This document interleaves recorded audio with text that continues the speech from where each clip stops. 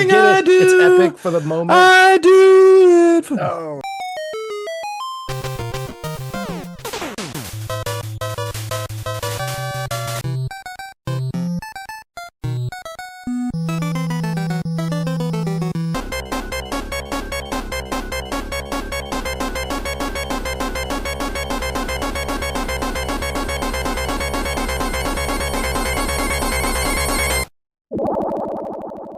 This is the Imperial Schools of Our podcast. I am Josh Folan, And I am Jay Baxtron. and we are going to be bullshitting about the formative years of console gaming as we revisit the paradigms that covered it again. Today we are maybe canceling the podcast as we jam to varying degrees of effectiveness. Nippon Computer Systems Dreamworks published, or I should say Nippon Computer Systems developed, Dreamworks published Wings of War for the Sega Genesis. I feel like there should be rock music playing when Oh, for sure, we set yeah. up. Absolute glam death metal nonstop. This the whole is an underlying vibe here throughout the theming, I would say. So that's not you're not off base with that. For literature antiquity, this shit didn't even drop yet in our timeline. I would come to find out. So there's definitely no mag coverage yet. So we won't have any of that. And emulation disclosure, so you know the tools with which we undertook our quests to, I guess, whatever, liberate Icus, maybe is the word. That was the name of the planet. Yep. I played this flying shoot them up via the Genesis Plus GX core on RetroArch on my PC. For the controller, I just used my 8-bit do. Maybe that was my problem in hindsight. How many buttons does it have? It's It's like a Super Nintendo controller. yeah, it's essentially Okay. all the Xbox. It has Okay. it does all the things an Xbox controller does without the hideous, huge form factor. Okay. Fair enough. Fair enough with the How did you? disrespect. How did you play? I played via Kega Fusion on my PC with the 6-button Sega Genesis controller piped in via USB. And that worked pretty well, I would say. Yeah, I cannot. It's fucking. I cannot believe how hard it is to map. And this game has an options menu that you can make it do it any way you want anyway. So, Which is great. if I cared enough to like get it back without having to do all the tinkering within RetroArch, but like basically getting the controller to emulate the layout of a certain retro controller within, like, I can look at my controller and obviously I know that the buttons have labels, but the problem is the labels on the buttons on my controller don't match the labels on the buttons. Like there's some sort of, I don't know what it's emulating within the RetroArch UI. It's like, I think kind of like an Xbox controller maybe, because it talks about R3 and shit like that. So like, it is mapping buttons incorrectly, essentially, to what at least I perceive the layout of this controller to be for a Sega Genesis game. And therefore I get into the game and I'm not doing the thing that I think I'm doing with the same buttons, especially and we'll talk about this, but this game was very confusing for me. I never really figured out how it all worked. So as dumb as a 3-button setup should be and impossible to be confusing, Yeah. I still had trouble getting going, partly just because of I don't know, controller bullshit, and that is annoying as fuck. So that's what I mean by maybe that was my problem. Is like I started from a bad place, and it just never really it never got better. So we'll talk about that more in depth moving forward.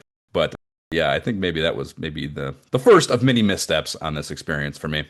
One brief housekeeping thing before we get into Wings of War. I don't normally commingle my movie bullshit and my retro video game podcast bullshit. But I feel like the Venn diagram of these two things overlaps a little bit, and I'm also kind of excited about it, so I want to tell everyone in the universe I've sent at least 8 billion tweets and other various forms of social media outreach extensions in the last few weeks, so why not do it here too? But if you're a fan of Tommy Wiseau's The Room, and if you are, then I needn't explain those words any further. But if you are, I just dropped a 27-minute animated comedy doc that centers around a 2-hour interview I did with the only crew member who survived the entire shoot, including the little pickup satellite stuff they did in San Francisco, which is where, again, if you're familiar with the film, they shot this infamous football. Have you seen the disaster? Oh, of course, yeah, it's ridiculous. So the scene where they throwing the football shit that is of lives in infamy Oh They my shot that up in gosh. San Francisco. So this particular crew member even went up for that. So Zolt Magyard's his name. He was the sound mixer, and pretty much every other position on the crew.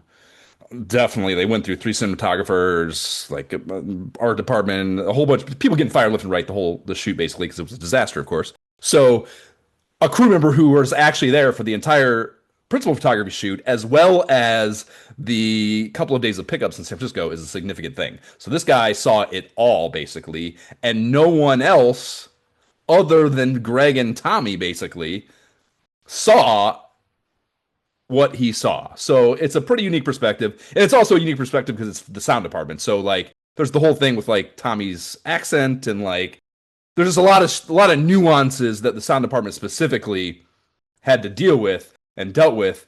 And, Tommy wanted to shoot on 2 different cameras with 2 different frame rates. So like he's shooting a digital camera at 2997. He's shooting a film camera at 24 frames a second. And you can't sync sound to 2 different frame rates. So sound was a fucking nightmare. And, whatever. There's just a million nuances of their perspective that was really fun and interesting. And yeah, it's an interview with them. And I did a bunch of like really fun animation to kind of illustrate the stories that they tell about Tommy.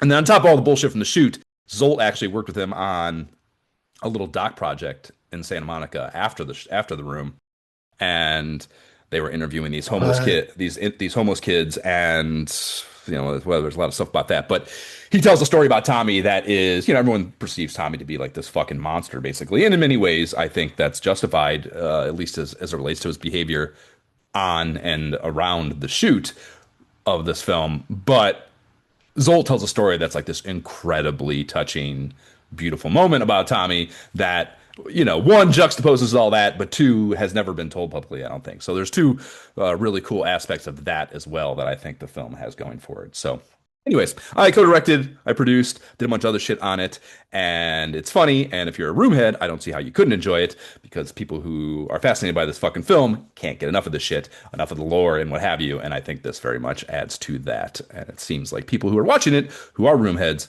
are enjoying it. So if you are, please do. Shootthispig.com is the URL. And once you watch the film, you will understand why that is the URL for the website. And Dude, yeah, it's on VOD and Blu-ray there, and check it out, please. What's up? I have seen that movie and I have so many questions. So I will Have certainly you've seen The Room, or you've seen The the Disaster room. Artist? The room. You did watch it? Did So you? I doubt you did, but did you watch it it was in a theater? No, no, right? absolutely not. Absolutely not. Jay, listen to me. Listen Are to you me. out of your mind? Listen to You're me, not about Jay. to tell me I should watch The Room again. You have to. You haven't seen The Are you Room. out of your mind? You have not seen The Room. Until you watch The Room in a room full of people, or rather in a room full of people who know how to watch The Room, you haven't seen The Room. Oh my god! Just watch it. I can't. I didn't. I never saw it prior to this. Whatever. That's a whole tangent. We're not going to get into that. But like, I didn't see it until after I did this interview for a lot of reasons. It's not exactly what I planned to do. I, of course, wanted to watch it before as research before I did the interview, but there were reasons that didn't happen. And then I went and saw it in the theater. And if I'd have watched that movie, I can't even imagine watching it at home. It would be awful. It's so uninteresting and terrible, and yes, weird, but it's not. It would not be as funny without a room full of people who know how to watch it, man. And I'm sure. It was incredible. It was incredible. The who was it? Recently, an actor did like a remake about it, and I watched that, and it had me more fascinated about it. Oh, Bob Odenkirk. Yeah, just did. They did a. Who was the actor? The main. It's Bob Odenkirk. They just did a. It's called The Room Returns. Is that what you're talking about? I mean, there's only that in the Disaster Artist. There's only two. And I mean, James Franco obviously did. Yeah, James Franco. Yeah, Disaster Artist. Yeah, Okay, that's what it was. Yeah, I'm like, that wasn't recent. Like, that was a decade ago. That was a decade ago, Jay. I know. When I first saw that, I was like, whoa, what is this crazy That actually, movie? whatever. There's a lot of shit to say about that. But I wouldn't have even heard of it before then. Even as oh an yeah, actor, I never hadn't heard either. of it. This is not. I was not. It's not like I've been a fan of this forever. I didn't even know it existed until The Disaster Artist, basically. And even then, I was kind of like, okay, whatever. I saw The Disaster Artist, but I hadn't watched The Room. That's the thing, Jay. I hate movies that are so bad they're good. Supposedly, I hate them. I don't want to watch Troll 2. I don't want to watch any of those shitty horror movies. Because you never watched it, and if you experienced it as a child, just not knowing about it, that it's a whole. Sure, then you'd have nostalgia, right? Like, sure, but I'm saying, generally speaking, the so bad is good. Just the so bad is good thing. Period does not interest me. I do not want to watch people fail miserably with art. It doesn't make me feel good. I don't Yeah. enjoy watching them do that. It's not something that I normally enjoy. The thing about The Room is, again, is it's an experience. And yeah, I didn't know about it. I read the book at my buddy Shawnee's. Like, he just hammered on me, like, you got to read this book. It's so good. And once I finally did, this is the producer, Greg Sestro's book. It's called The Disaster Artist. It's what the movie is made from. And I mean, it's fascinating. I didn't leave my apartment for like 2 days. I just could not stop reading it. It was such a good book. And that's where I found out that Zolt, this person I had worked with, was the sound mixer on The Room. It was one of the first jobs I did in LA when I came out here. That's He was the crazy. sound mixer on that. And like, I saw pictures of him in the book. I'm like, You go, what? I'm like, because his name is Zolt. It's Jolt is actually. Like, it's clearly you know who this is. Like, Well, I was like, yeah. My first thing, because there's two pictures of him in the book. The first one is, I can't believe we're talking about it. I didn't mean to talk about it this long, but I know we did not discuss we're going to talk about this ahead yeah, of time. So yeah. The first picture in the book is him of his head in his hands in the parking lot, like having a bad moment, and so you can't see his face. So I see, and this. I mean, that was fucking 2001 or something. They shot that movie. Yeah, it's like I never in a million years would have thought it was the same. I was like, but I did think to myself on the first one, I was like, how many fucking sound guys in LA could be named Jolt? Like, that's crazy. There's more than one of those. But whatever. Yeah. It's a big town, big industry, whatever. A long time ago, whatever. And then the second picture is at the end from the pickup shoot in San Francisco. It's Greg, Tommy, the DP they took up there, and Jolt in front of the Golden Gate Bridge. And I can see his face, and I'm like, holy fuck, that is him. Unreal. I'm on my phone like nanoseconds later, like, Jolt, why in the fuck wasn't that the first thing you said to me when I met you? Why don't you introduce yourself on movie sets like, hi, I'm Jolt, I did sound on The Room? That is how you should introduce yourself to every person you meet, because that's the most interesting thing that anyone's going to hear that whole day. And they're going to be fascinated. Maybe that's why. Maybe he's probably over like, dude. Right, and he definitely is. And like, that's in the interview, it was funny how like, he didn't even want to go, like, whatever. It's just, he is not. A lot of people involved with that movie have kind of like, I don't want to say monetized or exploited, but they certainly take advantage. They embrace it, and they like use it to their advantage, which is smart, I think, especially for some of them that otherwise, whatever. So, and he's not doing that at all. That's the thing. He's like a really successful, very good at his job sound guy. He does like studio. He's a good fucking sound mixer. So he's just like, I don't even want to think about it. Yeah, I don't need to deal with this shit. I don't need to. It doesn't matter to me. I don't care. Like, I'm doing great work and making a ton of money. I don't need to. This isn't important to me, So that was a cool angle too, or a cool thing about it. Anyways, so that's how I came into it. Is like I saw him in the book, and I'm like, Zolt, we got to talk about this. And then it was his idea to talk to bring the boom op, who was also there. His assistant also lasted the whole shoot. So it was the two of them, and it was his idea to bring the assistant. So I talked to both of them for a couple hours, and that's how this all came to be, is just like this serendipitous, whatever, breadcrumbing to it. And then because of COVID, I ended up not watching the movie before. It kind of came out of nowhere that we were able to do the interview. So I didn't watch it until after. And like, I walked out, I felt like I got hit by a fucking truck, Jay. When I walked out of the theater, I've never... Hold on. To say you walked out of the theater in the 2020s, you're telling me, Jay, this is like a regular watch. This movie tours the world nonstop. It has been touring the world for, they started doing it, I don't know the exact date on that, and like, when it first came out in 2003, it was like, it was fucked up. It didn't do well, of course. But like, it somehow it caught a little bit of cult fire, and he started doing theater screenings well over a decade ago. And yeah, it has been touring nonstop. I mean, Greg tours the world. Tommy doesn't do it as much anymore, it seems. He's also he finally did a second feature called Big Shark. I haven't seen that. I'm guessing it's not good, based on everything I've gleaned. But they tour it as a double billing. Motherfuckers come and watch both movies in like a 4-hour fucking jam sesh on Tommy Wiseau's Bad Movies. It's a fucking thing 100%. Believe me, it is a huge thing still. So yeah, it absolutely still tours. It's LA too. It plays all the fucking time here. So yeah, it one played over. I thought Tommy was going to be there, actually. Is the only reason I even went to it, I think. And that wasn't the case, but I'm so glad I did. Jay, there are motherfuckers like, because there's the whole thing with the spoons. I don't know if you know anything about that, but like, there's this picture of a spoon. I can't believe we're talking about this much. God damn it. But there's this Right. picture of a spoon that's on so you have seen it. So in his apartment, in Johnny, the character Tommy plays apartment, Yeah. there is a like a little table that's like his like dinette table or something. And on the table is this frame with a picture of a spoon in it. It's just like a spoon. There's nothing else. It's just it looks like a stock illustration or a picture of a spoon. And what it really looks like is whoever did the art design, I think I can't remember if there was a production design. There was, yeah. And so the production designer just like bought a frame from Target or something and did not take the thing that came in it out of it and put a new picture in. It's just like the thing that would have been on the shelf at Target. So there's this picture of a spoon on his fucking table, and you see it a hilarious number of times in the movie. The idea that no one ever caught it and it made it to the like while they were shooting and then also through the edit, just there's a million, like they didn't frame it out, this is the million reasons. It's insane, it's fucking insane. It's just like one of a million little insane things about it.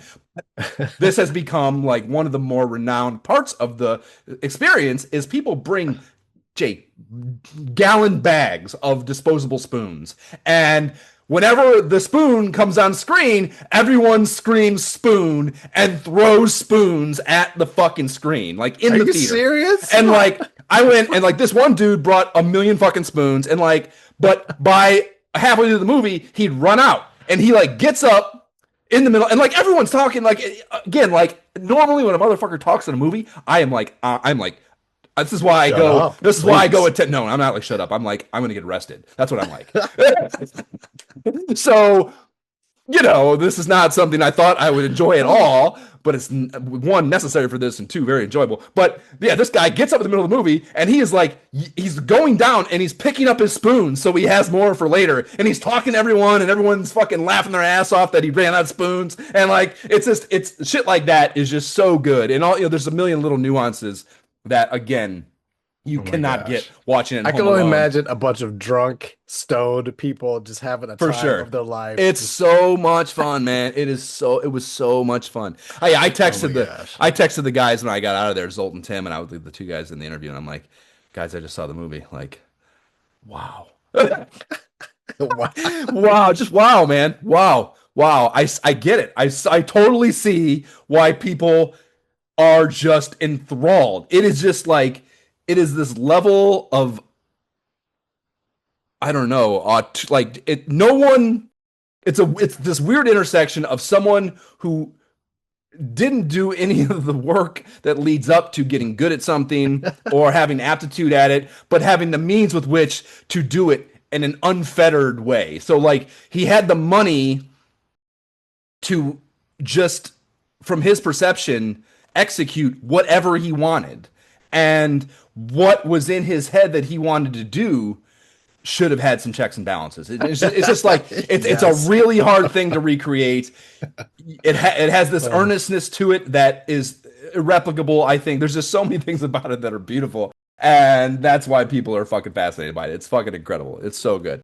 Yeah, the doc is good. It's 27 minutes of shit that mostly hasn't been told, I don't think, from these guys' perspective. So check it out. Well, I'm definitely going to put that on my list of things to do if it ever comes to Seattle. Like we got to go be in. I guarantee. I mean, I'm pretty sure I just saw. In fact, they did because I released the film on the 27th because that was the 23rd anniversary of the theatrical release. Okay. So, and I'm pretty sure on the 27th, Greg was in Seattle doing the like anniversary screening at some theater, and it's like there's a picture of him. Hip to the game. There's a picture in front of him in front of a huge theater.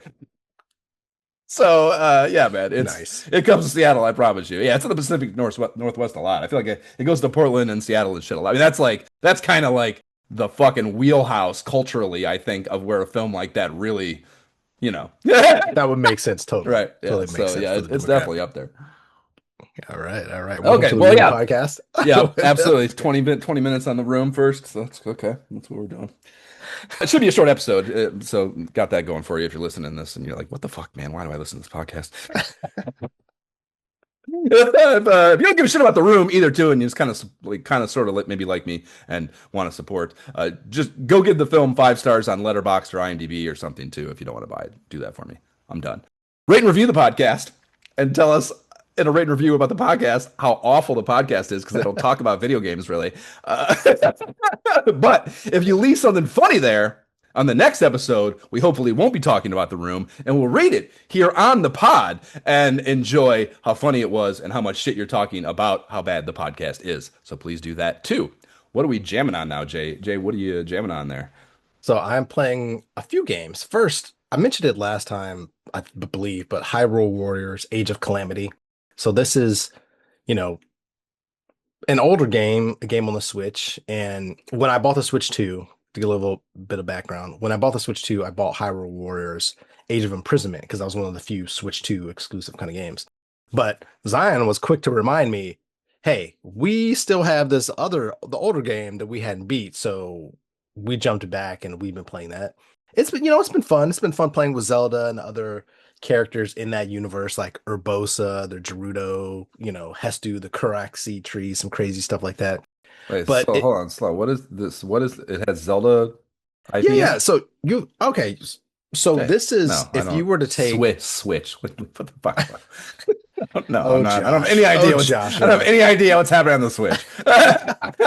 So in the world of The Legend of Zelda, right? So there's this game, Hyrule Warriors. And in Hyrule Warriors, you I can thought you were saying play. high roll. I didn't even know you were saying high rule. Oh, So Hyrule. that Yes, that yes. that helps a great deal for me Okay. connecting the dots. Yeah. Yeah, absolutely. So, Hyrule Warriors, you can play as not just Link, but Zelda, Urbosa, Gerudo, Impa, Hestio, like several character, significant characters from the game, especially if you play like Breath of the Wild, you're going to absolutely recognize these characters. And it's a fun game. It's split screen. It basically feels like split screen, hella more character like enemies, Zelda. And it is just a blast. The map is the same as Breath of the Wild and all that kind of thing. So if you play Breath of the Wild and then your little brother or your sister is like, oh, I want to play this with you, you jump in here together, it's going to feel very familiar. Only instead of just like a couple characters here and there as you're out in the fields, just like tons of enemies coming at you. So it's much more beat 'em up in that hack and slash in that way. And it's really fun. The downside though, it's older and it feels older, right? Like it's being a traditional Switch game. So I don't know, it's 5, 6 years old. I don't know how old it is, but even in that standpoint, it's already behind Xbox and PlayStation capability wise. So I'm kind of just hoping to get through it and beat it so we can get to the next one, the one that's on the Switch 2, since that's, graphically and I'm sure play style wise, like better. So I still mean, fun though. it's a co-op? I mean, you didn't really explain the Yeah. format here. So it's a split, like if you're playing Breath of the Wild, have you played Breath of Yeah, the Wild? I beat Breath So of the Wild. Yeah.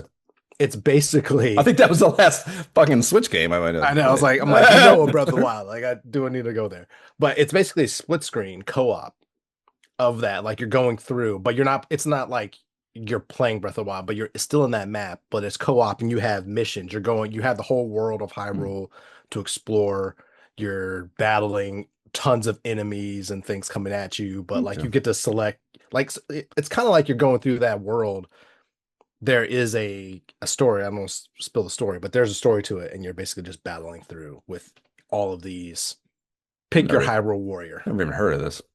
But yeah, it's fun. Like I said, there's a second one. It was fun enough when it first came out that I was playing with I'm like Zion, shocked, and this kind of was shocked years that ago. they did this with Blast, the man. Zelda IP. It's kind of wild to me. Yeah. It feels like an under curated implementation of that IP that they are typically very protective of. Well, I think you're just not hip to the game, man. You're just not clued into what's going on. That's what I think there is. This is like the third, not this is, but the one I bought for the Switch 2 is like the third version of that. Like there was a Hyrule Warriors years ago that was something different. So the Age of Calamity, the specialized new version, and then the one I brought, Age of Imprisonment, is supposed to be even like the further iteration of that. So they're just like furthering the story, like this an actual series. So makes sense that we'd want to beat this one before we move on to the next one, especially if they're building on each other. But I appreciate it, especially as someone who never beat the first Zelda until this past year playing on the pod. So, I'm much more I'm much more clued Attuned. into what's happening, much Attuned. more attuned for sure. I care much more about what's happening in there. I can look at the characters like, oh yeah, Impa. Like I remember, telling the story on the pod where seeing Impa even show up in the first Zelda, I was kind of shocked. Like, what? She's mentioned here? I'm shocked. So definitely playing that. And then on the solo side, man, it's a co-op game actually, but I haven't played a co-op yet. This game that just dropped, I believe, day one on Game Pass, called Abyssus. And man, it's a blast. It looks beautiful. I'm shocked it's an indie title. Like it's a mix of several different games that I've played together. It's a fast-paced 1 to 4 player FPS, so first person shooter, and roguelite adventure. And so like you're going down into these depths. So it's kind of like you're doing runs like you would in other games. Like I got to go down. Hopefully I can go all the way down and make it, whatever making it means. Obviously I haven't. I've died the last 3 times I've tried, but I've beat like my first enemy. Like you get better weapons and stuff as you're going down. But it's a first person shooter, it's not like these other kind of games which are just, I don't know, more indie formats or something. This feels like, in terms of graphics and everything, really AAA. And so when I looked at the trailer for it, I thought I was going to be like Doom, but it's much more like the original Doom games because of the first person shooter aspect. But it really is much like it in terms of gameplay, it is like that, but it has that roguelite. We're going to go up and down, keep adding to your capabilities, trying to see if you can go lower and lower to complete the goal of whatever this is. But it's a blast. Like it's fun. I look forward to actually, because it's supposed to be first 1 to 4 player, actually playing it online. I feel like I'm kind of missing a little bit playing by myself, but I've just been getting used to it. So more to come on that. But apparently, like it's like the reviews are amazing. People are loving this game. Like it's kind of like other people saying like it's kind of like an FPS version of Hades, and clearly I love Hades. That's certainly what I was thinking of when you were describing it. Exactly. Yeah, clearly I love my Hades, but give me first person shooter. Yeah, it's been a while since I've really dug into one of those, so it's worth it. Okay. Okay. And then the game that is probably filling the balance of my time outside of just Marvel Rivals, because oh my gosh, they brought in Cyclops. So change the game again. I'm playing Cyclops all the time. All the time. I just watched. Josh. Have you watched? Did you watch X-Men '97 yet? The Absolutely. Absolutely. Are you kidding me? he's so annoying. Cyclops is so Yeah. annoying. It's funny because like as a character, he's not my favorite character in X-Men at all. But in terms of playability in video games, oh, even from like the original X-Men on the arcade, like he is so fun. I got my first MVP ever in Marvel Rivals, so I'm very proud of that. But yeah, Cyclops, full damage dealer, just a blast to play with. I can't wait till they come out with some different skins for him. Hopefully, the all black costume for him is pretty dope with All the X. black. So this is from an era you haven't seen. So like in the Okay. past, probably I don't know, say mid-teens, 2000s, right before Krakoa, when shit was just kind of off, like it was just kind of whack. He had this all black costume where he was basically Scott was just like fuck everything. Like I'm done with this playing This, Mr. Nice Guy. I'm going bad kind of thing. But it was basically like all black, even covered his hair and everything, and just like the beam. Like it's really dope. Like I hope they bring that to the game because he was very much like I'm done playing nice. Like fuck you all. It's actually like one of the few times I actually like a Cyclops in the. But playing with him in Marvel Rivals has definitely turned up my fun, let me it's definitely filled that gap for my PvP time that I had kind of been missing. So, but outside of that, because I totally forgot about that until we just mentioned it, because I'm just used to always playing that, just 30 minutes here or there. Subnautica 2. Of course, we got to get to that. We got to talk about it. still playing it. Okay. Still playing it, of course. I hadn't heard Of anything out course. of you. I was worried because Jay, I don't mean to put you on blast here on the podcast, but you're kind of a faller offer. I was kind of worried that you had fallen off. But No, okay, go on. absolutely didn't fall off. The issue is the world that I play in is Courtney's. So I can never, like, if I play on my own, I have to basically start my own world. So we're playing It's together. hold on, slow down. You have to describe that. You have to expound. Why is it her world? Because it's one of those, this is one of those annoying games where I would love it if in co-op games you could just start a game together. Like this is the game we're starting and I could play it, you could play it. We Oh, you just mean functionally that she's the host. functionally, She's the host. yeah, Yeah. she's the host of the game, so like I can't join it unless she's Word. playing. I see. I see. So Okay. I thought you were that's what I speaking. mean. I thought you were speaking in a little more. Like she Well, physically owned the well, game just or philosophically, something. that we got to run. We got to do her show. Absolutely not. No, no, we're very 50-50 in our gaming. But Okay, that's good. so yeah, it's hosted by her. So we only really play if it's like, hey, do you want to play together kind of situation. So that's the only reason why I've been talking less about it. I've started trying to drop into my own world but I'm kind of like I don't want to play by myself now. We're so much farther ahead. And Right. so whenever games function this way, I only end up playing it one time and that's annoying. But regardless, pretty pumped because I just found an attachment to the tadpole that has wings, Josh. Like it has wings. I don't know The what else it does besides help me the go faster. scout ray. It goes, yeah, it's Oh, way better, but whew. more faster, and more mobility. Basically, Yeah. it turns better too. You have like Oh, better control over, yeah, mobility I'm basically. excited to try it. I'm excited to try it. Courtney and I both had tadpoles. So at first she was just hanging on to mine and like we were flying out because she doesn't even need her own. But then we had the extra material, so I just got her one. But then we got into Number battles one, with yeah, I these. did. Amy and Oh. I started a game too. That's basically what I got to talk about as far as Subnautica goes. And yeah, it's funny, like the oh whatever. Go, I'll get off on a tangent. So go ahead. Yeah, no, I mean that's what it is. It's she could easily go with me, and that was great. But then it was kind of like I had the extra materials, and I anytime I can build something or something new, I'm like, yes, let me build things. I love building things, and so I made her one too, and we were going deeper, and that was cool. And then we got into battles with I forgot what this fucking thing was called, but it's an evil creature that does not deserve to exist down in the oceans, and our The freaking Leviathan or the I know I don't know I don't remember what it's called. I don't think it no because if it was called Leviathan, we would know that. well, they're not. It's I don't think they call any of them Leviathans, but I mean, just by Leviathans are easily identifiable. They're massive, I don't know. terrifying things. I feel Uh, like I've heard that they're big, terrifying things, and I feel like this is not. is I a mean, yeah, big, no, but Jay, not big no, no, enough. yeah, no, no, yeah. I'm sure there's more. I was gonna say, yeah, if you are There's more. not, it's like that's a bad example. I'm not gonna use that, but it's there's no. I'm not sure. There's a lot of creatures, Yeah, and yeah, there's yeah, basically no, big, scary creatures yeah, that have but rammed our craft. when you mean that when you meet the one that I'm talking about, or the one Avo. that is like the Leviathan of this game, at least so far, Okay. it's unmistakable, and you will you when it happens, you'd be like, oh yeah, no, that's okay. I hadn't met that. Fair enough. Yeah. Either way, whatever this creature is, it'll even grab you and shake you like it almost killed Courtney. Like it was like it destroyed our craft. Not destroyed to the point where they're not functional, but it's broken them so much that we're steering clear because And we're only two out of three of the it critical. grabbed you. Yeah, like it was like grabbed her and like shook her around. Like it was I thought she was gonna die. Somehow she got free with like very low health. Like it was crazy. What's it look like?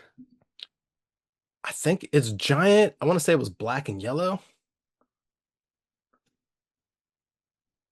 like a big giant eel creature. I don't know, but like way too like very big. And like whatever it is, it has these other little things to like scout for it. That's definitely not the. What is that? The But the good thing oh is, no, yeah, I you know, know what I I'm know, talking, I you know know. what I I'm do talking about. tomorrow. It's I don't know if they're yellow. I think well, they might have some Maybe they're yellow. not yellow. They I might have can't some yellow. remember. In 'em. I think I know what you're talking about. But yeah, those are scary. But that's not. You're like, those are bitches, No, whatever. that's not. No, when the thing happens, when it starts happening, when you have to go to a place where the thing I'm thinking of is a problem, you'll will be way more terrified. It's already terrifying enough, man. We just got heat durability.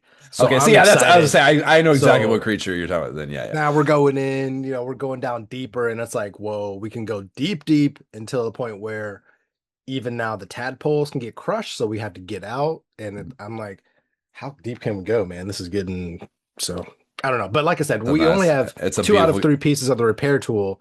So like I don't really want to go too deep until I can repair stuff. I gotta find this third piece. I'm just gonna be like Yeah, scouring the ocean until I you find need this to be thing. able to. Yeah, you need to be able. I would recommend because when you're cooking around your tadpole gets fucked up all the time. So even from just like dumb shit will fuck it up. So if you just go around unfettered without the ability to repair it, you're gonna lose it. And Yeah. or maybe not because it doesn't. I don't even think it can get destroyed. Like you said, it can just get fucked up and inoperable. I mean, which you said it got to that. How did you even? Well, it's still operable. They're Oh, just like super if I fucked up. take more The damage. windshield's all cracked and Oh yeah, shit. It's cracked. fine. Right? Like Yeah. Courtney has Okay. huge cracks. I have two medium-sized So cracks, but we're you're still just moving. it's hilarious. You're just rolling around on a hoopty. That's hilarious. The fucking yeah, no, even dumb shit will fuck it up like that. And what will happen is, yeah, it won't. I don't think it can like get destroyed entirely, but it'll become inoperable at a time Oh that is no. highly inconvenient. Yeah, I don't want Because the thing that. is, when it's inoperable, you don't just lose it as a functional vehicle, you also lose it as a mobile air supply, which is really the benefit of the tadpole. And if that goes away in a You're time when done. you aren't expecting it or wanting it to, and you aren't prepared to deal with that, you'll probably die. And then your tadpole's going to be in some fucked up place that you died in. Hmm. Inoperable, no less. And yeah, there are times later where, yeah, I mean, you're not far enough for me to talk about it even from the Amy game, but you know, that's the most interesting thing. Is like playing with someone who is like steeped in fucking Subnautica experience. You know, however many hundreds of hours in the first game, and I'm already over 100, well over 102. So hundreds of hours of experience playing with someone who has knows dick all about the Subnautica like syntax. In the case of Amy, is hilarious. And yeah, like the dynamic of it because even this I've played all the way through, so I don't like one. It would be no fun for me to just I know where everything is, so I could just go do it. So like I basically just like I'm not I don't have any answers. I don't tell you. You tell me what to do. And what that turns into is a lot of her, she's not a good delegator, I would say. So she doesn't give me a lot of tasks, and she just goes out and does shit. And what I end up doing is just like staying home as like a homemaker. And I'm like building shit, and she'll come home like, how do you like my poster? And I'm like, I did. It's like That's fucking like awesome. putting signs up, labeling things, and like all this whatever, just like literally like making cute little dinner scenes on the dinner table of the dining room that I Meanwhile, built. she's scouting and Right. like digging for Yeah, resources like and running out of getting air. killed left and right, like dying all the fucking time and shit. Yeah, it's hilarious dynamic that That's I great. guess we have established. Super fun though, yeah, and yeah, I mean we fucking we're past what you're talking about, so we've only been playing like two Wow. weeks. We call it doing science. She's like comes home, she's like, you want to do science? Yeah, we Wow. fucking You guys, yeah, how'd you guys get dang? I thought we yeah. had done a lot too. That's amazing. I mean, dude, we played. I mean, that first like when I first got her going, there was like a week straight where we were playing like fucking, you know, 3, 4, 5 hour sessions, Oh wow. maybe Okay. with like a dinner break in between, going right back to it kind of thing. There's not shit on it. We did actually we got slowed down by Widow's Bay. We watched that, and then Silo dropped, and X-Men '97 dropped this week, and Rick and Morty started, or we found Rick and Morty rather. It had been out a little bit for a while, so we've like had a few things pop in show wise, but Oh, that's normally there's no nice. shows for me to watch, so that I want to watch anyways. So that is kind of a rarity. And yeah, we had a lot of free time. We were jamming the fuck out of Subnautica. And yeah, dude, we Nice. huge. We got built like one mega base over. I don't even want to say that, but like we built one mega base, and then we're already started on another one that is, of course, different and better and cooler because we have better technology and like a better understanding of See, like what our goals are and what our approaches are, you know? that's the thing that I'm curious about because we have like we talked about building second base, but then we're like, well, where would we put it? Like we just found like I just made a hydroelectric thing, like, got the power The from a turbines, vent yeah. and like connected it all the way to our original base. So I'm I like, oh, love, I that's love, great. I Now we have love the power. power infrastructure shit. Is Oh, so satisfying. Yeah, I love I it. I know. love Once I it. connected, I was like, oh, we have power all the time now. This As is opposed to those shitty amazing. solar panels. Yeah, yeah, yeah. The solar panels are especially shitty in this game. Like Oh, they did a good job of making that like, yeah. I mean, it checks the box, we had but like 20 of them. And like, this is not you're working. gonna be inconvenienced as fuck all the time unless you figure Yeah. out something smarter and better than that. Yeah. But we found some wreckage and we just found like a way to convert heat into energy and stuff. So it's like, okay, could we Yeah, build the a place thermals. down Yeah. here? This person is talking about we can live down here and all that. But does that mean we should build a base here? Like what is the purpose? Like I don't it doesn't feel like we can go anywhere. Like this is just a here unless There, there's clearly there's more. really, So I mean, if you, as long as you enjoy doing it, and you said you do, I would say as a broad stroke, it's never bad to have a base somewhere. It's always good. Every biome, I optimally, if you had like unlimited time, you would optimally have a home base in every biome, so you don't have to fucking go go all the long way back to to wherever to get, even it doesn't have to yeah. be some sprawling thing, but just like all the necessities are built there, and you can do all the things you need to do, and once you whatever, yeah, just all your facilities basically at minimum would be nice to have everywhere. So Yeah. there's no downside other than the time spent, and if you enjoy the time spent too, there's no downside. So, that's how I would maybe tell you answer that question for you. Yeah. Fair enough. But Fair you definitely, I promise you, where you're telling me you're at, there's no chance whatever you build right now will be your last base. I promise you enough. All right. All right, that. all right. That's good. Yeah, I mean that's pretty much what I've been jamming on when I think about it. I think that's all the jamming. Yeah, those four games other than the final season of College Football 26 before 27 comes out. So, and Okay. that's not even worth talking about. Yeah.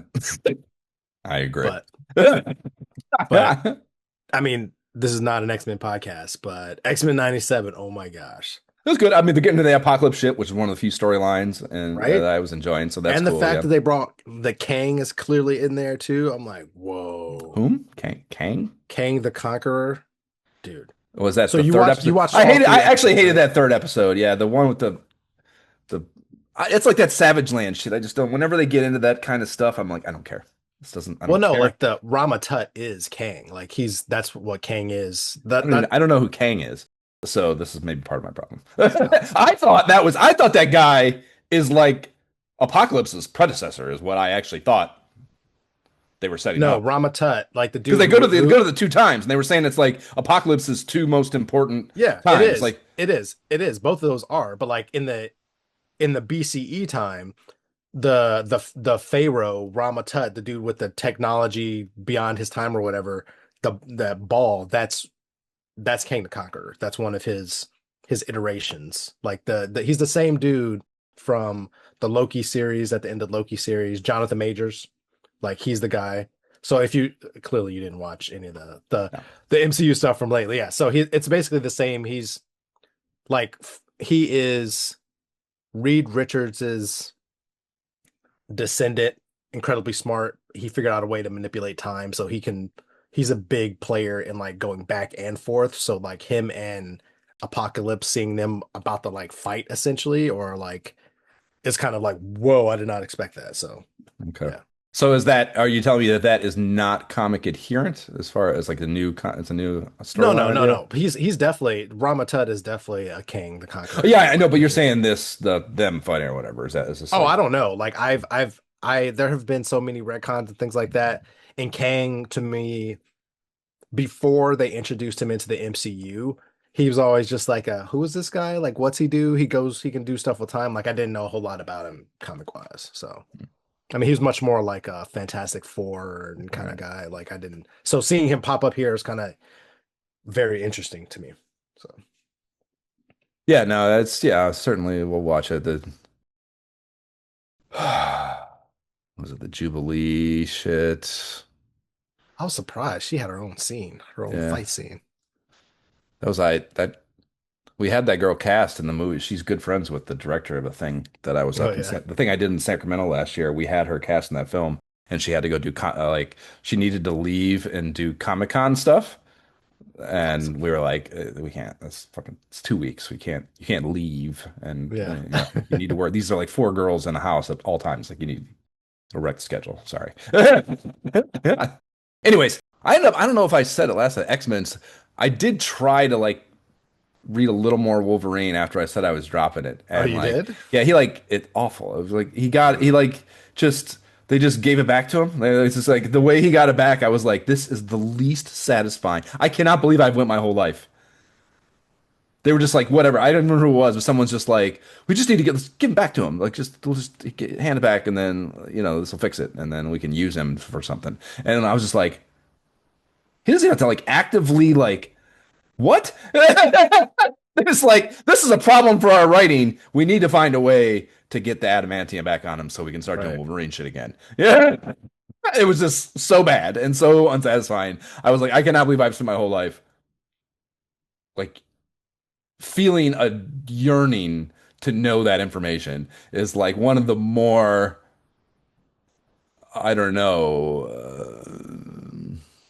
unsatisfying for sure, but just like injustices. I feel like entire existence that like I've like spent a whole lifetime like, man, I really need to find that out, man. It's really important to me. I can't believe I haven't done that yet. And that's the answer. I was like, oh my God. Dude, Ugh. I love the X-Men. I was actively reading it during this time, and I don't even remember how he got it back. That's how it was just like, oh It yeah, was he got so it back, memorable. and I don't even It's like remember. I'm some team of something. Okay, Yeah, it's some remember. team of something. It's like right around issue 100 of his book. They got it. It's like, yeah, that's 100 too. It'll look good on the thing. It was fucking bad. I was like, oh yeah, I definitely am done now. Yeah. Yeah, I was definitely done with the Wolverine comics for sure. As yeah, I kept reading X-Men, but Wolverine himself, I was like, man, you're not as interesting by yourself for me. Sorry, not in these stories. I was surprised too. I mean, it never became, other than that like highly nostalgic phase where he loses adamantium. I couldn't believe how uninteresting the whole run of it was. Also, another just like falsehood in my existence. Like, whatever. Okay, well, that's it. Subnautica 2 is the last deal for Yep. you. Okay. Yes, sir. Been playing that too. We just talked about that, of course. So that subside thing, I think I mentioned it was dropping the diving simulator, VR diving simulator. So that developer dropped his DLC a few weeks ago now. It's called Makoa Shelf, and it is so the whole thing with that game is it's just like the fidelity of the reality of being a diver. Like it's just a gorgeous game, and like the mechanics of your swimming and the look and I mean even feel, I would say it's so good that it does have a feel to it of swimming in the water and the way the water looks and just how lifelike that is incredible. And it's amazing in the base game. I feel like this is even like, I mean, as you would expect, it's been years since that came out. He's gotten better and it looks fucking better and it feels better and it just is better. And it's just so fucking beautiful. And it's easily the biggest biome. There were four in that, I think four or five. In that five, I think is with the starter pack one in the base thing. So this is the biggest biome by far. It goes the deepest. It has the most intimidating wildlife. It upped everything that was cool about the base release of the thing, and just again, I think it was 9.99. I was like, they're like, dude, I'll just give you so much more money. Give you so much more money than that for these, especially if they're going to be this level of complexity. He added a skimmer device, so like a new like transport mode, And it's honestly that is not because you get this like one of the whole economy or the gamified aspect of the game is you go around and hunt these coins that are super hard to fucking find because they're like in silt and shit and it's like fucking whatever. And you go around and find those and like these little squeaky toys that open up these like mini experiences. So there's whatever, a bunch of collectibles and shit, but the coins are the kind of the currency, and with those you can buy things longer, like you can hold your breath longer, gloves, all just what a bunch of dumb shit you can buy. So one of the things you could buy in the base release was this jetpack thing that you couldn't see, but it was just a function and allowed you to basically like go fast underwater, you know. And that honestly, it's just a button you push. If it's active, you just push a button and you do the same thing that you would have to do to grab this skimmer that it looks cool. It's got like a UI on it. It tells you how fast you're going and like whatever. It looks cool, but the functionality of it is actually more cumbersome because you got to go grab the fucking handles on it, you know, which in this game is like VR. So you actually got to grab them, and it's like not you got you're swimming underwater, and like that's harder than just pushing the button, you know. So it's actually kind of more inconvenient than the existing thing, as cool as it might be. So that might be the maybe the least cool part about this. But that is in there, so yeah, you know, took some time with that. And so yeah, the Well, you're base not a thing is fish, Josh. You gotta have some struggle underwater. right, and yeah, I mean that's part again the lifelikeness of like you know again I've never scuba dived. I would love to if I wasn't such a bitch, but I fucking would it feel like all the complications feel are there. The cool like everything about it feels like it. I expect to the best of my naive perspective is able to would expect it to be and feel like you know. So yeah, just fucking really, really cool and really, really good. The like I said, there's the squeaky toys, and those are like the whatever they unlock the little areas. The, in the base game, there was like a koi pond that was pretty cool. It was like this really kind of smaller space with like a million koi in it. That was kind of a cool thing. And then there was the shark cage thing. I think I definitely posted videos of that and shit way back when. And there was like a whale experience where like a whale and a calf are swimming around. You could just like a blue whale and you can just swim with them. And I mean, you know, dude, the scale is all there. It's fucking amazing. It's incredible. Those. So in this one, you have two. You find these four whale squeakies, and it opens up what's called sleeping giants, and it's a whale. Like so, I think I kind of like vaguely knew this, but I certainly it's different to like look at it and experience it up close. I think they're sperm whales, maybe some kind of big ass whale. They're all big, I guess. That's what whales are. They sleep vertically, like straight up and down, Yeah, that's perpendicular to funny. the surface of the water. And the experience starts, and there's like I don't know, a try whatever you call a bunch of whales, a school, I don't know, a bunch of them sleeping like that. And like you start the experience right there with them, and then when you start moving around them, they wake up and start swimming. And you know, it's fucking breathtaking, you know, That's to crazy. watch happen. And you know, the physics. That's the thing too. Like even so, you couldn't. There was no hit detection. Isn't the best way to put it, but like there was no contact, whatever, in the base release of this. Now it has like a if you touch you can push things and like you know you don't get there's it's not like you don't get attacked or anything but it's like you can there is collision detection basically and you can as a shark swims you can't grab onto things and like swim with them or anything there's actually a whale shark in the base thing but you can't like swim with it or anything but or at least not holding on to it but you can like if it like swims up against you you can like fuck, put your hand out and like push yourself away from it and shit which is wild you know so obviously whales same thing you can do that with whales it's just wild as fuck and then the other one is it's called the Great Migration, and it's this thing that's behind me.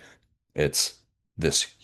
I mean, I don't know if this actually happens or not. Ever, it's just like a you know a triggering creative idea, but like all these hammerhead sharks, like so many of them, all swimming kind of in this direction, right? Like whatever, going somewhere. And you are like, you start and they're like coming at you, you know, and you can swim That'd be through them. terrifying. It is terrifying, Jay.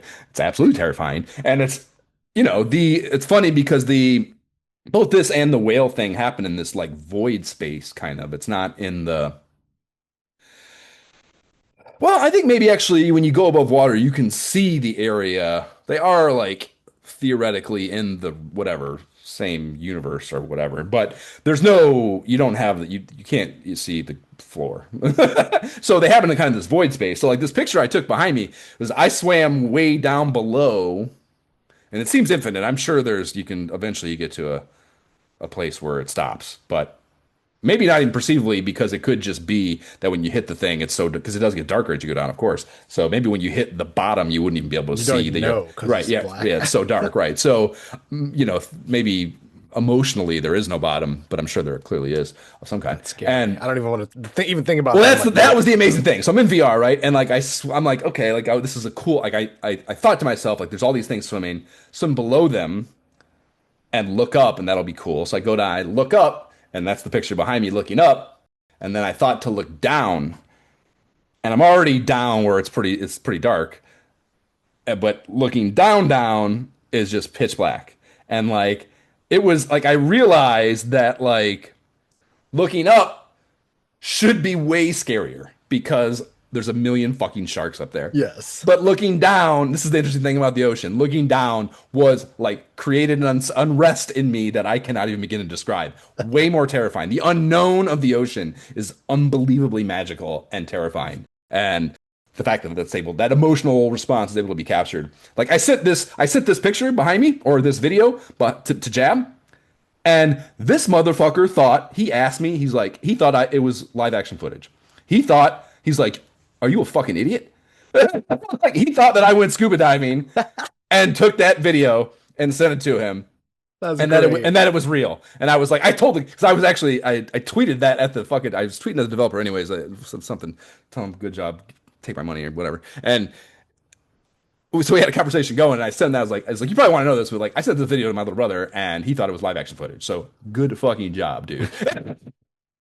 Yeah, so just incredible, just so fucking cool. And for 9.99, holy fuck! I mean, you gotta have the base thing, but I think that was only like fucking $15 or something. It's probably even cheaper now. And just unreal VR experience. I just cannot stress how fucking good it is. So amazing, so amazing. So is that Into the Radius still playing? I took like because of Subnautica, I had taken that sabbatical basically, and like getting back into it when Amy's not available to play Subnautica, as you said, that's the problem. I'm the host, but I don't want to play the game without her. There's no point to it. So Right. I felt like it's funny how exhausting Into the Radius is compared to like because this I mean functionally Subnautica I play sitting down on my couch and Of Into the course. Radius 2 I'm standing up and I'm going on those fucking 4 hour missions of like intense terror. It's not even I don't even have fear anymore. Like I got to security level 5, which is like I don't know. I think there is a higher security level we can get to, but security level 5 unlocks all the shit. There's nothing left locked in the store, at least as the store is currently constructed.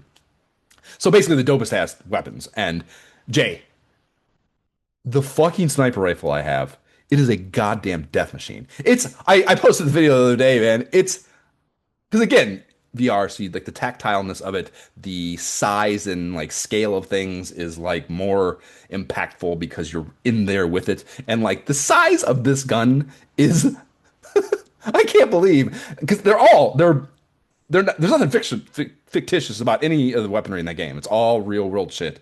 And the fact that this gun exists somewhere, this Remington 700 or something it's called, like what is wrong with people creating this kind of death machinery? Like the bullets, Jay, the bullets are it's unbelievable how big they are.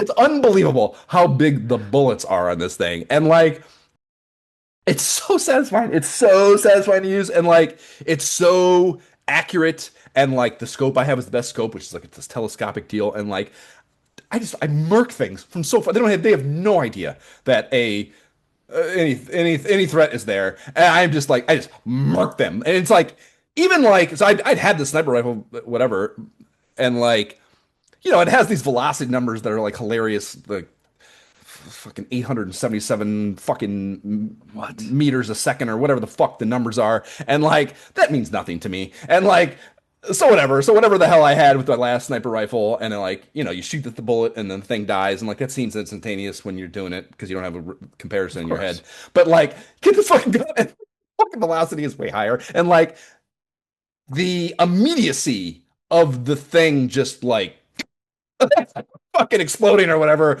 through the fucking scope is unfucking believably faster. And like, it's again the reality of that game is so unbelievable. Just the gunplay of it is so fucking good and impressive.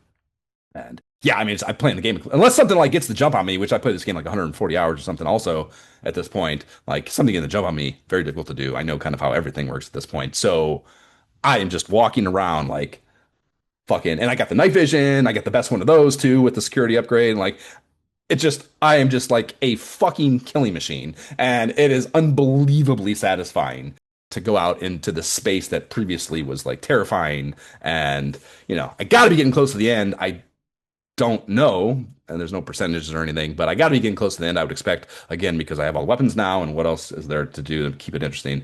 I mean, there's some story stuff going on, but I would guess that I got to be getting to the end of that. So very fucking good, and yeah, it's a bummer, man, that you can't do crossplay because this would be a really fun thing to play co-op. Not that we can ever get a co-op, anyways. We got Teenage Mutant Ninja Turtles we haven't played for fucking ever, but theoretically, an amazing thing to co-op, and yeah, it would be fucking dope to do this with another human being.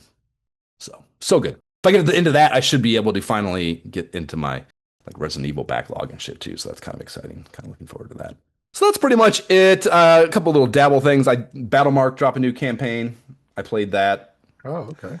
It's called A Golden Opportunity, and the writer of, I guess, like the writer, or no, he's the person who voices it is the writer of something called Penny Arcade, which I was not familiar with, but I guess Oh, it's I've heard kind of of, that. yeah, I've it's heard of kind of a that. Yeah. thing, I guess, some web comic and whatever. So he's kind of like this fucking semi-star in the whatever gaming tabletop gaming realm or some shit. So that's interesting that they're kind of doing that with like the narrators and stuff, like trying to whatever make that part of it interesting. And like I had fun, and it's the first time you play a campaign, it's of course cool. There's just something about, and I'm amazed that I feel this way because I'm so story minded, that normally give me story and then you just make me that makes me happy and I don't have anything negative to say about it. But something about the delivery media mode, it just feels like it's getting in the way of what that game really is makes what really makes that game fun, which is the rolling dice and killing shit, and like the story stuff is I'm just like I can't fucking just get fast, I can't get through it fast enough. Just like fucking shut up. I don't care. And it's that makes me sad inside that I feel that way about it, but that is absolutely how I feel. And that is part of why I think I don't play that more often is because like maybe I mean you can just do the like the one shots basically and just do the dungeon run. Maybe I should start playing that way and it would be more enjoyable. Hmm. But yeah, when I do the story mode things, I am like every time just like I just don't care about this stuff, man. And like I think part of it is like the lack of it's just not that dynamic. Like it's just a voiceover that and there's cards you got to click through, and it's just like Yeah. that is maybe kind of right for what it is, a tabletop game, but it's still not interesting, and that is of course that has to be there no matter what the fucking system of the thing you're doing is. If it's not interesting, it doesn't matter if it's like themed well. Right. That's So fair. that's kind of a fucking bummer, but I did enjoy the campaign. It was a good campaign. Cool idea. The final boss was cool. But dabble with that. And then there were two. So Steam Week hit, and that's just fucking like I don't know if it's just VR, but basically they have a lot of demos. This is how I first played TMNT, is they do like a week-long thing where you can download a demo of the game and it's not out yet, right? So there were two that I went through the whole list of VR options and like the two that I was like, oh, that sounds kind of cool. I'll try those. There's one called Decay, and it's like the acronym. It's like it stands for something I can't who the fuck knows what it is, but DECAY. And I mean, it is a shameless Fallout ripoff in theme. Really? Yeah, it's like there's no effort to mask it, but like I just like was walking around the workshop and shit that you like whatever start the demo in anyways and like playing some of the mechanics and stuff and like great like I mean and Bethesda does such a dog shit job of servicing the VR side of their games like a Fallout 4 VR thing exists but it is dog shit. The mod community has fixed it for some people. I haven't got that mod to work actually, but whatever the case, Bethesda's doing a shit job, so I'm like all for someone shamelessly ripping it off and giving me that story world in a good way in VR. So like it seemed fucking dope, like really, really, really good. The mechanics all felt good and like even I mean escalated, like being able to pick things up and like bats and like again kind of collision detection on things and like kind of the way that maybe not to the same degree, but one of the things that Half-Life Alyx is really touted for or really praised for is like everything is manipulable in the environment. Like they do like this extra effort to make it like real in that way that everything is not just background imagery, but actually an object in the universe, and you can play with it and throw it around and fucking whatever, you know? And like that's a level of immersion that it would be great for all VR to have, you know? So they're like going to that length with it. And then again, yeah, I mean, you can just tell that like the story world, this dystopian, steampunky, different technology kind of thing is going on, you know, that is goofy and funny. And like the tonality of it also very Fallout-y, tongue in cheek kind of thing. And seemed very good. There's that one, and there was one called Cosmas, which is a puzzle game.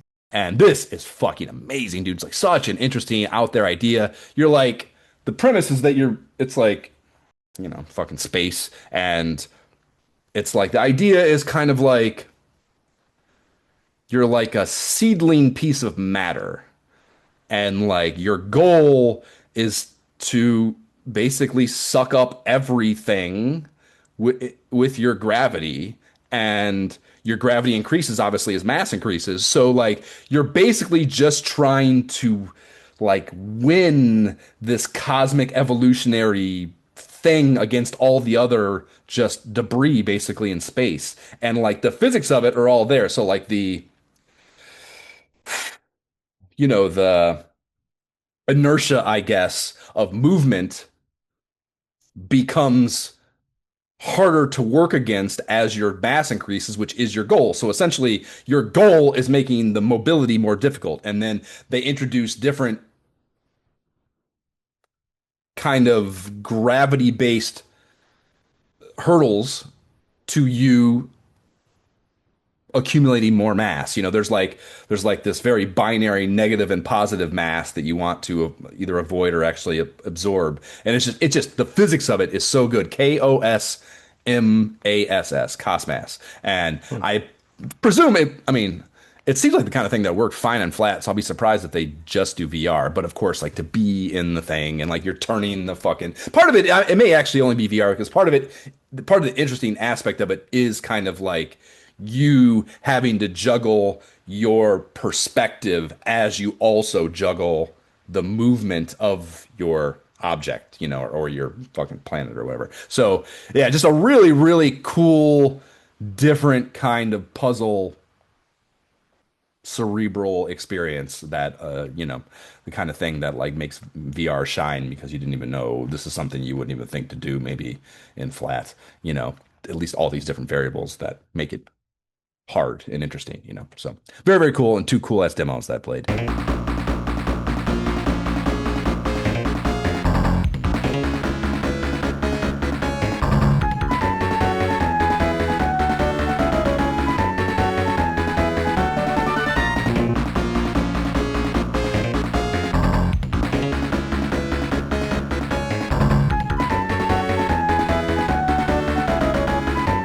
That is the round 1-1 theme, bringing us into this playthrough of Jingu?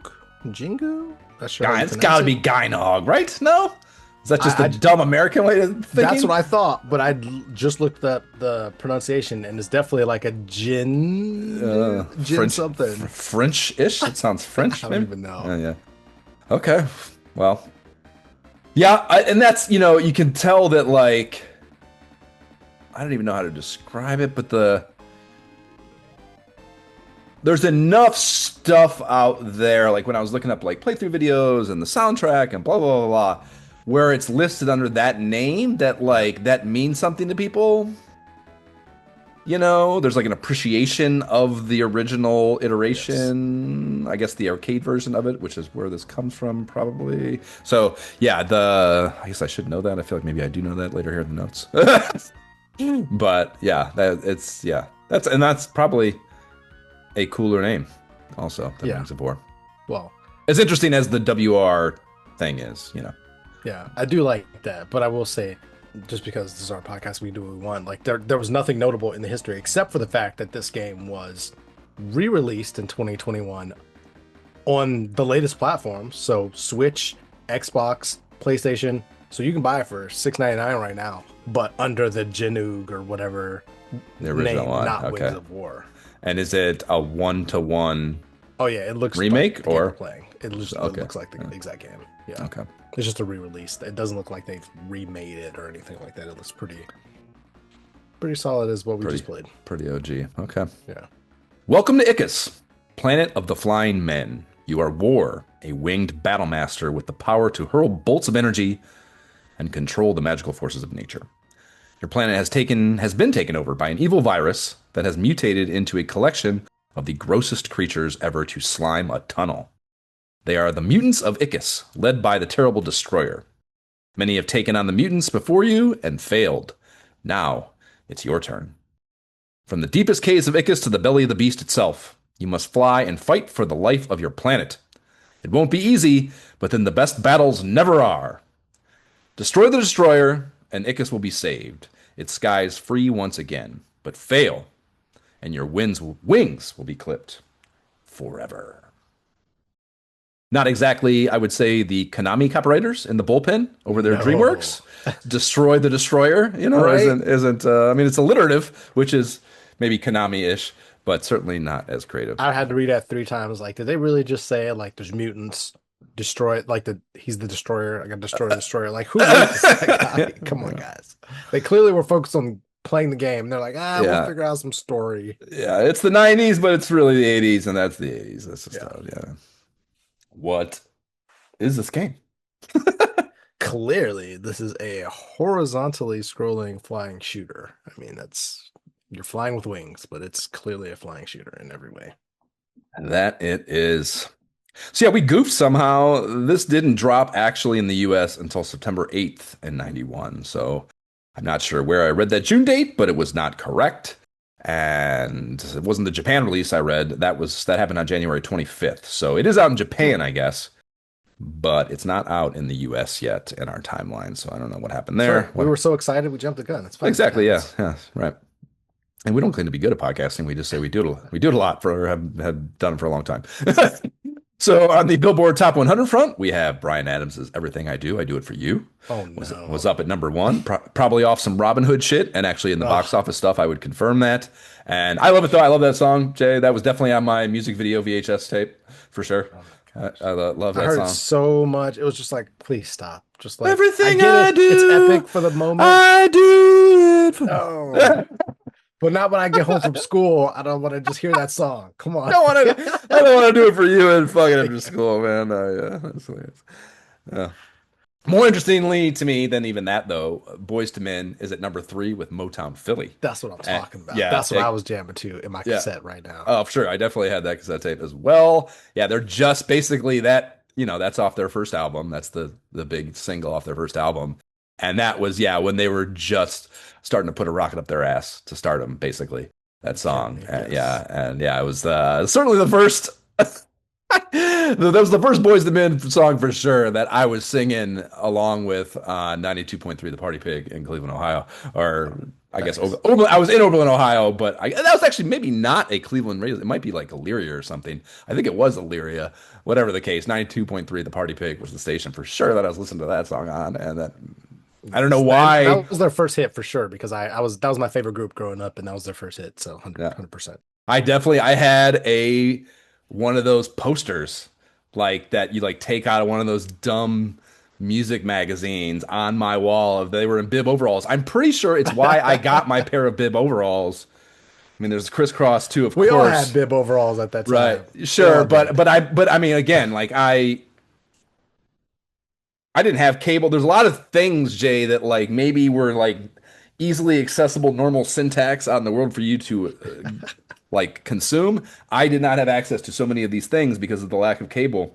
And this magazine, I think, probably was like a huge influence on like me even knowing what music existed to when I went or giving me familiarity of some kind. So when I got access to cassette singles at the mall on the rare occasion that I would get to the mall, I had any clue what I thought I needed slash wanted to buy because of this one issue maybe I had of whatever the fuck it was. I don't even remember what it would have been.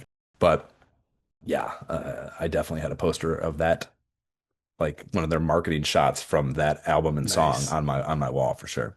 So that's the Billboard front at the box office in the US, #1 this week. Actually, the only movie playing in any theater in the whole entire country on September 8th, 1991 was Terminator 2 Judgment Day.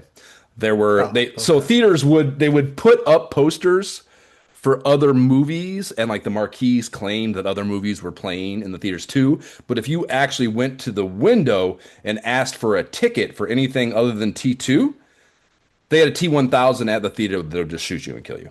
So supposedly other movies were playing, but actually T2 was the only thing that you could That's go see. that's all we ever saw. Yeah, that was the only thing playing. And I don't, Fair enough. I'm Fair sure we enough. talked about it with Jab. I think I recall a long time ago talking about it. But I saw T2 at a fucking drive-in. I remember being at a drive-in to see T2, which is maybe the only drive-in memory I have.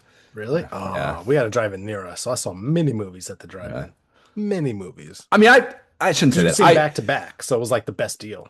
Yeah, for sure. Yeah, no. Yeah, I mean, I do like. I guess I should reword that and say it's the only movie I can remember specifically on the screen. I Okay. have like other drive-in like vague memories of like I can picture like the little boxes on this thing you tune your radio. Like I remember all of that stuff more than at least I think more than just this T2 memory. But that's the only one that I'm for sure like I saw T2 at the drive-in 100%. Which I Yeah. think maybe is a statement to what I was just saying of how all-encompassing the that movie was, at the time, culturally, maybe that's to say. That makes sense. And City now here we Slickers, are on the precipice of AI and robots, and right? Yeah. Sarah Connor's just looking at us like, what did you motherfuckers not understand? I told you in 1991 at that drive-in. Weren't you listening? You had the radio tuned to the thing. Right? You can't tell me you didn't hear it. Yeah, I don't know. City Slickers and the aforementioned Robin Hood round out the top three for that week too. So that was definitely where the Brian Adams crank was working Yep. from. We had the artwork and the cover art. If you want dope ass fantasy key art, especially at this time, but maybe in all of history, at least as far as who you should want, you call one person and one person only, Boris Vallejo, and that is who did the artwork that's behind me right now, and also clearly what DreamWorks did. Yeah, I mean the only thing that could have made this cover art better and cooler would be if it did have the black thatch shit going on that I love so much, and it does not. But other than that, just dope ass. I mean, just so that is so like so we have the winged war dude is in battle with. I mean, it's I guess actually playing the game now. I don't think it's the last boss. I think it's the second to last. I think it's the stage 5 end of round boss. That like kind of thing that like rests. It's like a big worm. Yeah, I'm almost certain that's what it is. Actually, it's certainly the same color palette and kind of like generally the same kind of creature design. Even though clearly it's an illustration and not fucking sprite art on a Genesis game, so it's not exact 1-to-1, but I'm pretty sure that's what they're going for there. And yeah, it's got some, which I think it's doing research we'll talk about later of like the artist behind this and how much this is this thing, but it has some machinery for eyes and then some piping or electrical wiring or Yeah. something going into its head and neck, which is like this biomechanical. Again, I'm going to say that word a lot, which I don't. It kind of makes my skin crawl to keep saying it, but steampunky. It's like this artist's signature move, basically, is like this biomechanical thing, and but like fucked up and weird, and like just so fucking cool, and that's so well done. I'm going to talk so much about the art in this game. It's so good, and this, the fact that they went and got Boris Vallejo to do an illustrated version for the cover of what is already dope ass sprite art in the game. Just like the art design, this is like one of the best art design games ever, I think. I mean, that's maybe a little bit like hyperbole-ish, but like the artwork in this game is unfucking real, and it starts right here on this cover art, I think. The one dumb thing, little Mega Man-ish, War's holding a fucking handgun. That's not the Right? It game. looks so weird. And when I think about it, I'm like, was I shooting a gun? Like, clearly I was shooting something the whole time, but it Not a looks gun, weird no. in his hand No, like yeah, that. it's Like, that's not. It's it yeah, looks it's so odd. that's not right, and that's just like it's probably like Boris was probably expensive, And they sent Boris some shit, and Boris sent that back. And he's like, and they were like, this looks dope, Boris, but you got to get rid of the gun, bro. And he's like, no, you got to send me more money because I got a fucking lawyer, and that's all I'm sending you for how much you sent me. So, and they were like, well, this is a video game, fuck it. So I can almost certainly tell you that's how that flowchart went, and given especially as like established as Boris was at this point, that he didn't need to fuck around and do any revisions that weren't contracted and blah blah blah. So that is probably the story behind that. The back of the box has three screenshots that do not really show anything large enough to be good choices, I would say, sadly, but there is unique pitch copy. Reads, welcome to Icus, the most dangerous planet known to man. Icus' evil is legendary, as will be the warrior who defeats it. You are War, a winged battle master with the power to hurl bolts of energy and control the magical forces of nature. And yeah, you read that and you're like, so why does he have a fucking gun? Right? I imagine him like shooting with his hands. Like Right, of course, I'm a right. I mean, it's magic. powerful, It's a magic. yeah, Yeah, we're going to talk a lot about magic, in fact. like magic shot. This is my Right. magicness. Yeah, no, definitely no guns. Here. So yeah, I'm like, am I thinking about this wrong? Like, so again, Boris didn't read this, but there's not no overlap in those two job tasks. yeah. It closes out with it's 6 rounds of hot action that will put you on wings, soaring into the face of the enemy. So grab your control pad and get ready for the fight of your life. The manual, 22 pages, color for that fire ass Boris art on the cover, black and white otherwise. I like that the controls section is titled Take Control. That's pretty fun, I think. Page 8 provides a power-up breakdown and is titled Weapons of War. And this sets the table with, you begin the game with a tri-shot that can kill any creature you come up against. If you shoot it enough times, it's like a qualifier. However, by picking up certain items, you can increase your firepower to devastating proportions. And also, devastating proportions is a great line too. So not all bad copywriting here. Some of them are bangers. So they go through the special items here. We have blue crystals. These are the containers you shoot to get power-ups. Looks like the gems, they can actually hurt you, which the first time you start a stage, I did not expect, and one killed me. I just ran right into it, and I was like, oh, Yep. let me start over. Clearly, I gotta shoot that thing. No, those work. Then we have the speed feather. This increases your speed, stacks up to 8 times, and you do lose speed when you get popped by an enemy. So everything scales down when you get hit or die in the game. That's just kind of the syntax of it. They have orbs of power. This increases the number of the normal shot. Also stacks up to 5 times. I guess this and the orb of pattern, the next one, which increases the number and width of your shot.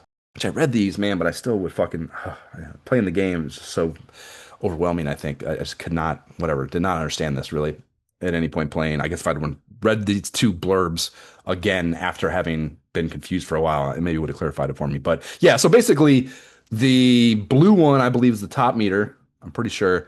I guess that's the power. And this is, yes, just how much damage your shot does with each hit, right? And then the orb of pattern, the red meter, maybe it's the other way around, increases like basically the breadth of your shot, like how much it spreads and kind of I guess that's what the amber gems do and the red gems see this shit. I should have went back and read this. This one's so helpful. Like you reading the instruction manual, and it's just like all jargon kind of, before you play the game. And then I need to start coming back and reading this shit. Like I need to do 2 manual reads. I need to do one before the game to like prepare my mind for what I'm going to start playing. And then once I'm into the game of ways and have like a visual reference point for these things, come back and read the manual again. And I did that with some things, but I did not come back and do that with these. So yeah, you have those 2 things. That's a system in the game. They stack up to 5 times. You have a little meter in your HUD that tells you where you're at on those stacking ups.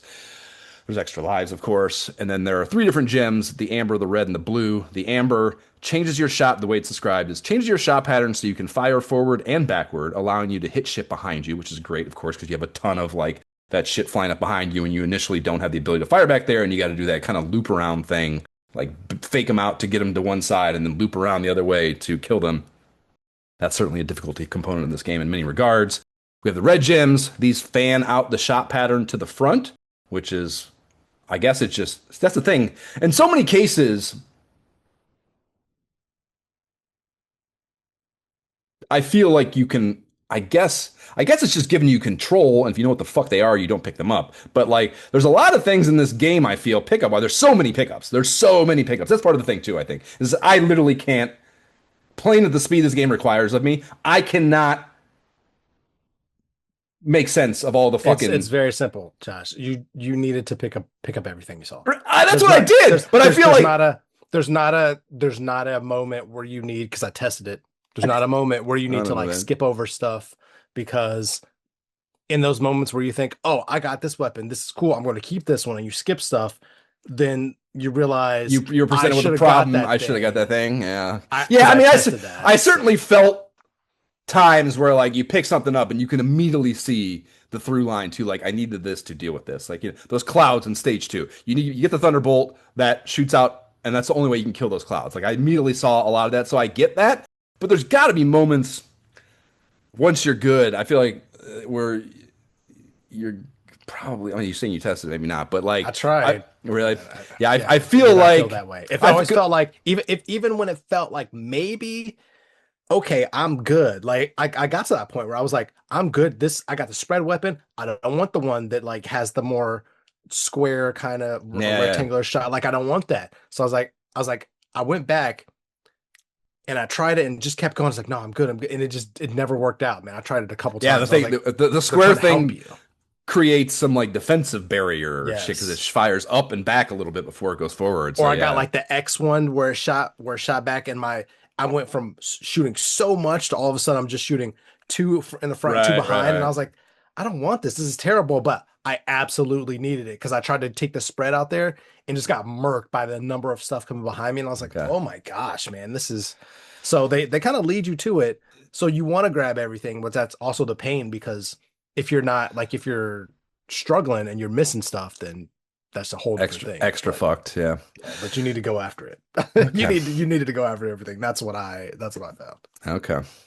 Well, yeah. So the amber ones do that. They do forward and backward. Red goes just to the front. Blue concentrates the pattern to the front, but in a much wider pattern than they tack on. Can be devastating to your enemies. So I mean, that's the thing though. So like, there's a lot of overlap.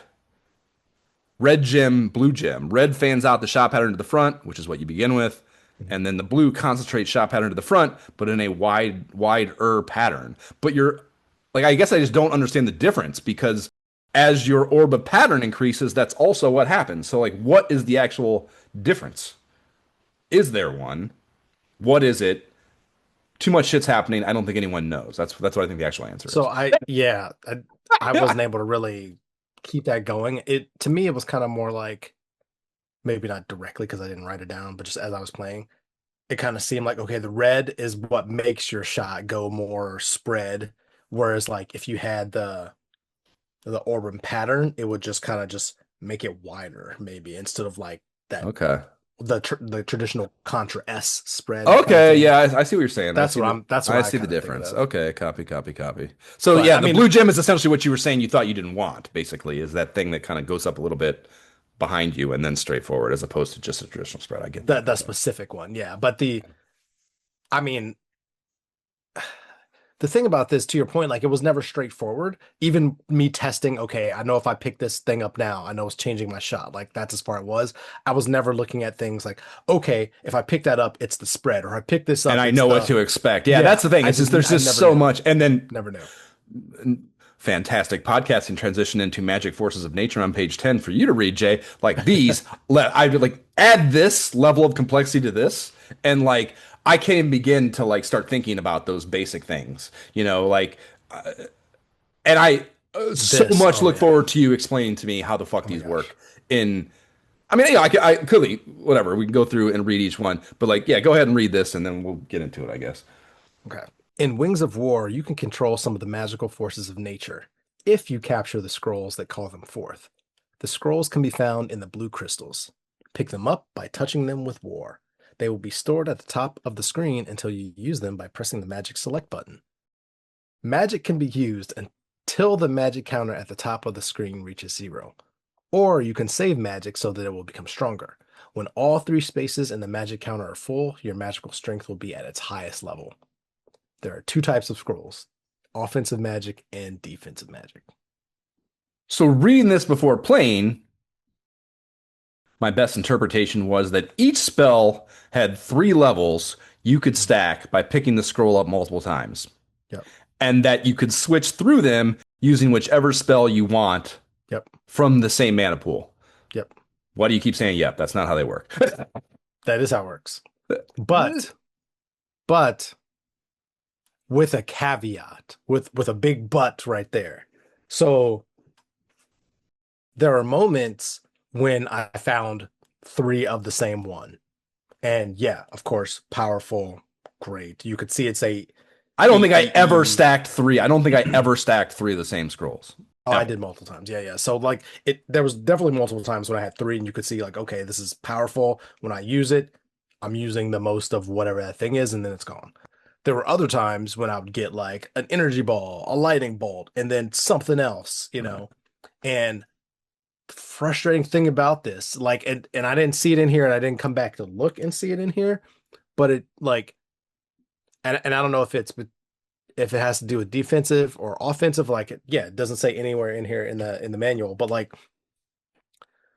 certain things when you switch on them, you got to use it. So like I would the aura shield, specifically that one. Like I would have the energy ball, the aura shield, and something else. And so it gets to the boss, and I'm thinking, okay, I want to switch. Maybe I'm in a normal game, you think I'm cycling through. Maybe I'll try the aura shield. Or no, I don't want the aura shield. I want to cycle through to get to the lightning or something else.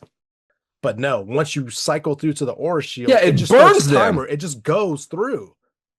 I It just burns through it. So you use it like I hope you're planning to use it because it's gone.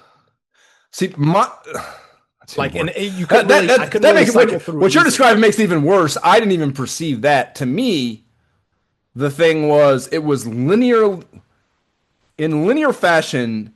It degraded essentially your inventory of magic. So like, let's say you fill up and you have whatever. Yeah, like you said, like I never had three of the same. So definitely for this case, but you have three different whatever letters, and like you're on the one and you haven't used all your ammo for it yet. So you have more. Mhm. If you want to switch to the next thing, because you're like, okay, I want that. I know what that does. I want that. I'm making a conscious choice to go to that. When you hit the magic select button, it would burn. It would just vape the third thing, the thing that you were on that you had not expended all of. It was gone. You didn't. You wouldn't. No, you're not able to go back to it. You once Oh you yeah, you can't go back. if Like, you yeah, just hit it's the if you weird. just hit the button three times, you just lose all the magic you had. The magic select button. I mean, so it was never you couldn't just cycle through them. And if you wanted to get to a thing, even if you had more ammo for this one, it was and you couldn't go back to it. It was gone. So like, uh, It was weird. It didn't make sense because like if you were on the aura shield, you on it like it used it. You were using yeah. it. See, I didn't even But notice. like I believe you, but I didn't even notice I could that. well, I could switch from one to the other, but to your point, I could never switch back. So like if I was on the lightning, I could switch from the lightning to the energy ball, and it wouldn't burn my lightning. And then I could use all the energy ball and then the lightning would be left. But like otherwise, yeah, I could never switch Really? Yeah, back. I wouldn't even. I mean, Like it I was may have done that, and I wouldn't even have known, basically, because but to your the point, game it is too was hectic. very, very unreliable. I never knew it kind of got to a point where I was like, okay, like each situation was different. So I would get to a point and be like, okay, I only have these two. I know it's going to make me use this one first, so I might as well try it, or just Try to burn it use, and try yeah, the other thing. yeah, You know what I mean? So it was that was the very weird thing about it yeah. I too. didn't. It was very frustrating, man, because I did not fucking get it at all, and it felt so punitive Yeah. to. Well, for that reason, that's why I save them for the bosses too. Like I would just stack up. I'm like, I will figure it out until I get to the boss because like, yeah, this is that kind of type of game. All right. So yeah. Okay. Well, I don't know if that makes you feel better or worse that you also were confused by it. It was not clear, man. Unfortunately. Pages 11 to 14 are a magic breakdown, and there are a shit ton of them. Let's bop through each of these. Go ahead and start us off, whichever's first, while I find the manual here in my thing.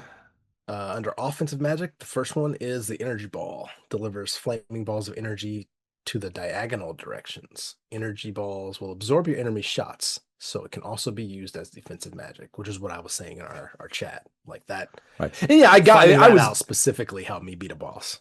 I was easily able to glean that shooting that is, essentially like a fucking shield of sorts. So I Uh, had three of those. So when like the specific example we were talking about at the time, I had three of those. So I was I like, don't yeah, I understand have how that's no problem possible, just especially early holding on. the button down, beating the boss. Yeah, Yeah. that's. Hmm. The next one is Lightning Bolt. Calls forth the spirit of lightning to rain fiery, on your bolts on your enemies. Powerful magic. So this is, yeah, it's like it creates like a little avatar that flies to the middle of the screen Mhm. up top, and then I think it comes with five maybe, and when you pop it off, it like shoots this fucking bolt of shit down that like wrecks anything below it Yeah. basically in kind of a little bit of a spread pattern. So very devastating, but you have a very limited number of those. So Five. Yeah. yeah, you want to be very judicious on your I will application. say I did use this one outside of boss ranges on those stupid worker things that I saw you post about, like just to try to get ahead of those on a couple very hairy situations. This is one example where I use them outside of the boss. Okay, copy that. Next magic, Thunderbolt. This spell lets you shoot thunder from your body to attack all the enemies on the screen at once. That's not how that works. I'm like, I don't remember I seeing. mean, I see this. Here's the thing. This picture that they're showing me here clearly is an upgraded version because for me, the only time I ever, or the only, when I use this, it was just a thin bolt electricity firing that is like the height of my, firing horizontally. That's the height of my avatar or my sprite, roughly. Maybe not exactly, but super close to. So yeah, definitely not this full screen fucking Yeah, spread thing that looks amazing. I don't know if I had that. That is not, I don't Yeah. recall ever It's seeing got that on a 42 bolt. on the fucking thing too. Having 42 of those, you could just vape a whole Absolutely fucking not, level. right? Yeah, Yeah. I did not. I did not Holy pick all those up. shit. Yeah, man, I've never been more confused, I think, by shmup. It's crazy. It's not a complicated fucking system. The idea that I just am clueless about so much of the game is so frustrating. Right. Do you think maybe the RNG changes? Like if I was to go back and play again, might I get different I know, thunderbolts at man. the times where I had Here's the thing, energies? Jay. Here's the thing, Jay. I had to replay these first couple levels a lot. So no, I think every drop is in the exact same place. I think every enemy is in the exact same place. I don't think there is a hint of variance from, there's no random seeding. Everything is exactly placed where it is, and every time you play the game, it's that way. And I think, and I think that's the way shmups are supposed to be. The idea of Right. shmups is with repetitious play, you get good by like memory. So that makes, I'm not at all talking shit about that. But yeah, no, that's not an explanation for why shit's fucking weird either. Exactly. All right. Next magic is the ground attack. Send your magical force traveling along the ground, demolishing all enemies in its path. Good for enclosed spaces and corridors. And I definitely had this weapon. I definitely did not use it in this fashion because, again, like most of the time I saved this for the boss. So it's kind of like Oh I yeah, was useless for the angling bosses. down, just trying Yeah, to. no. Yeah, no, this was one I actually this is probably one of the ones that I had the most like I don't know, cognitive fucking understanding and most whatever deliberate application of, like I like because it's a flying shmup, so you don't want to fly into the walls. So naturally the ability to just take shit out without having to go down or up and deal with Oh, them to me was very appealing. In fact, I think you get this in that cave that you start in where you have all the shit coming out of the fucking walls.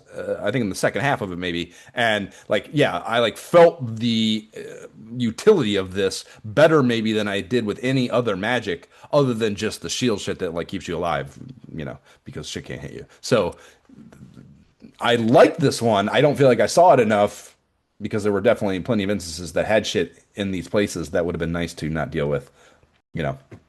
and that is why I can see the differences in our playthrough right there because I ran into the ground so many times on accident shooting that stuff because I was holding my magic for the most part until the end. So that checks out. I was so mad. That probably caused more deaths Really. than anything else in this game for me is accidentally running into the floor or the ceiling of Yeah. something trying to maneuver. Yeah, I mean, that's one of the areas that maybe I certainly got. And like, yeah, but again, also worrying about that is fucking probably part of my, you know, part of the problem I'm having with this is just there's too many, I can't process this many variables at this speed. There's a lot. You There's a lot, know, man. so ignoring some things that maybe are more benign and less of a threat than they maybe I am allowing them to be in my head may have been beneficial. So I don't know. The next one is Magic Arrow. This magic seeks out and attacks the strongest enemy on the screen without fail. It's very cool, of course. Essentially a homing device for the shit that's the biggest threat to you at the moment. You don't have to think about that. It just decides for you, which I guess there's some level of like maybe just because it's the strongest by whatever metric the computer's using, maybe. But yeah, I mean, I felt like this was cool. I never really thought like, oh, that didn't shoot the thing I would have Yeah. rather it shot. So however it's mathing that out is fine because this felt cool and good when you had it. So. The next magic is wildfire. Shoot wildfire, and your attack will generate an expanding wall of bullets to destroy everything in your path. Awesome. Yep. Yeah, this is like the giant Contra spread, so Right, right. can't argue with that in this type of game. Yep. Yeah, I mean that's the thing, like I don't even know if I knew this was the spell. Like when I would get this, I thought it was just another application of the other system, Oh you know. yeah. Like, Fair enough. Fair enough. uh, do you have a counter? Yeah, 'cause no, this is the one that's 999. It goes 999 when you have it. So yeah, it's like it's basically it's just your normal shot that gets augmented, and you don't have an ammo counter anymore while this is active. So that's interesting, I think. I remember thinking that and just being like, whatever this is, sounds good. Right. Unlimited, yes, let's go for it. So now we shift over to defensive magic, and this is a good sentence actually. Press the magic select button. The magic will come forth to protect you. And there's only two of these. The first one is elemental, and this calls forth the guardian angels to protect you from enemy attacks. Each time an attack is stopped, the magic counter decreases by one. But remember that an enemy can still get through and beat you by physical contact. So yeah, this is cool. It like gives you these really big ass cool arrowhead Guardian angels. projectiles. But yeah, Oh but yeah, I'm saying yeah, the yeah. projectile though, and then yeah, you also have like I thought the first time I got this, I thought I had finally Enemies. achieved like an elevated like magic level on something that wasn't just the same one I get every time I pick up the scroll. I thought it was like a combination of something, because yeah, you have like the avatars, the guardian angels surrounding you as a defensive thing, and then Yep. also this new projectile that is pretty cool too. And like, yeah, I thought it was like a mashup of some kind, but no, that's just the scroll. So I never probably got the elevated version of that either. Oh, the next and last bit of magic, as you mentioned, is the aura shield. Generates an impenetrable aura that shields you from all attacks. It is the perfect defense, but it only lasts for a short period of time. And yeah, this thing is the definition of OP. Um,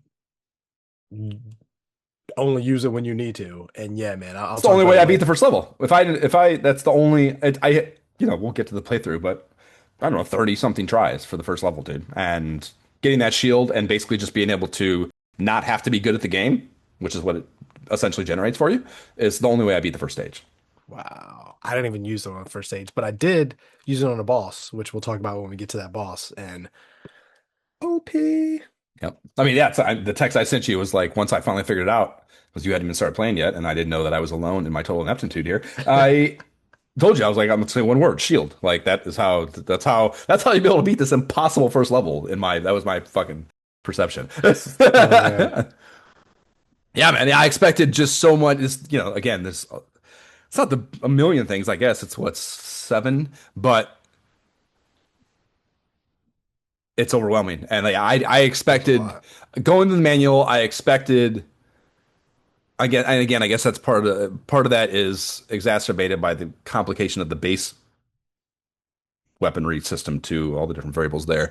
So just combined, it's overwhelming for me, I guess. But yeah, I expected to be able to differentiate the thing that was like I was reading the manual and like my initial dabble with it in the mag episode that I was like, oh, this is fucking cool. It was like, oh, there's all these different systems, and like once I get the hang of this, I'm going to be able to deploy these in this like calculated strategic manner. And that's why, again, that's why I loved Philios and like these games where like Mhm. they implement like this strategy. Like if I'm not overwhelmed, it makes me feel good to like be able to make decisions that change the way the game feels. And the thing that I hate about shmups historically is like just kind of what this turns out being, this uncalculated mayhem of just picking shit up and shooting things. And like, I don't feel like I have any agency. I feel like I'm just hanging on by the seat of my fucking pants and like hoping I make it and like get lucky enough to not get hit while I'm killing everything on the screen faster than it's even appearing, hopefully. Like, that's normally how a fucking shmups feel to me. And I like to be able to feel like I have more deliberate agency over the experience. And that is what I thought this would give me. And that was not the case. I was just fucking overwhelmed the whole time. So, Really? yeah, very tough shakeout of a game I was excited about. Pages 14 through 16 have a mini boss/boss breakdown, and they call these the Mutants of Icus. Icus has hundreds of mutant creatures waiting to chew you up. Here are the mid-round and end-of-round creatures that will give you the most trouble. Each has a weak spot. You will know it when you hit it. The mutants flash. And then they have screenshots and names for each of these mid-round and end-round bosses.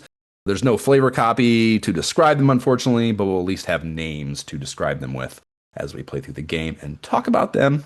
However, there is a really fun thing under round 6, which has no photos of any bosses or anything. It just says the words in all capitals, "Prepare for the worst!" exclamation. I just feel like, to me, it's like the meme of the century for retro video games. Just like, that's like no pictures, just no explanation, no expounding on this point. Just, it's going to be hard. You're fucked. Yeah. I thought that was very fun. So no history then. You already covered all the history? That is true. I was very surprised when I looked up, there was like absolutely nothing, literally nothing anywhere. So, I mean, clearly it was well received enough. Like Megatech, whatever publication that is, gave it like 92%. Mean Machines gave it an 88%. It got some Hyper Game Award from Megatech. So clearly it was well received enough to be re-released in the modern day again, on all these consoles. So yeah, I mean, that's pretty much it, man. I mean, so this is like a dumb metric by which to determine whatever success or reception of a game. But a lot of games, especially this kind of game that's just like kind of a, there's so many shmups right now in the Genesis, and like most of them I can't even differentiate. The names are crazy. Like there's all, even though some of them are amazing, like I can't actually differentiate them in my mind. Even the ones I like, other than Gyarez, I know Philios because it's the Greek, right? Yeah, and I know Gyarez because it's fucking the perfect video game. Like that's it. Like the rest of them are just this jumble of mostly good games. But or I should say, and most of those, when I go on Facebook to post something on the fucking stupid ass Facebook page, and I go to the little activity thing that allows you to put playing this particular game, a lot of these old games that are kind of, not bigger properties are not in there. They're not in the database. And this was in the database. And there you go. I was surprised that this was in the database, So there is a fan sect out there that is familiar with and has an affinity for this game for sure. So that's, I guess I should say, that's all to say, not surprising that there was a re-release that whoever owns the property was like, there might be some money to make from this thing that we don't have to do anything to. Absolutely. Other than find a way to make a play on this fucking on Xbox. On the lunchroom tabletop eavesdrops front, like I said, there's no fucking, it's not even in our timeline yet. So there's nothing to be heard at lunchtime about the game. It's being not out for a few more months. But this experience got a little off the rails for me, as I may have already insinuated. So I stumbled across 2 tips while looking for other certain informations on the interwebs that would be very lunchroom table shareable items, I think. So you can go to the options screen at game start and highlight control. So you just move the fucking highlight thing down to the control option where you can change all the buttons. And with that highlighted, you just hold the A button for 10 seconds and it enables the level select that allows you to just go to whatever you want. Yeah. So that's like a very hidden hack the mainframe kind of thing. I think that's cool. And then there's another one that was for unlimited continues. And for this, at the game over screen, where it goes that like Pantheon and the counter's going very arcade-like, you hold left on the D-pad along with the A and C buttons until the continue screen displays. So if you basically hold them long enough, it doesn't even really give you maybe any feedback that it worked other than just continuing the game, without actually using up, or rather if you have no continues left, or maybe not using the continues that you do have, I don't know. But two pretty cool little hidden things that certainly would be shared at the lunchroom tables if kids were playing this game.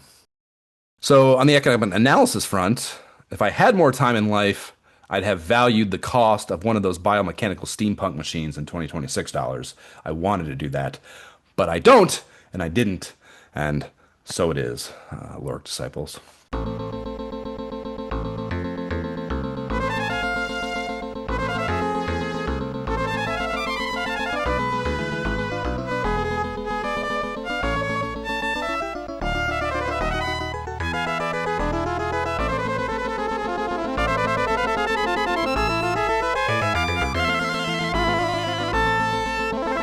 That is the second of our boss themes available to us in the OST for Wings of War on the Sega Genesis. And after you hit the power button, after some incredibly 80s, even though this is 90s, company logo art for Dreamworks, which is a division of Toy Soldiers Inc., TM, we fade to a camera quickly panning down across a number of Greek architecture pillars with winged warriors atop them, stretching out into the distance away from our perspective. A militant title cue hums as the camera comes to rest on war.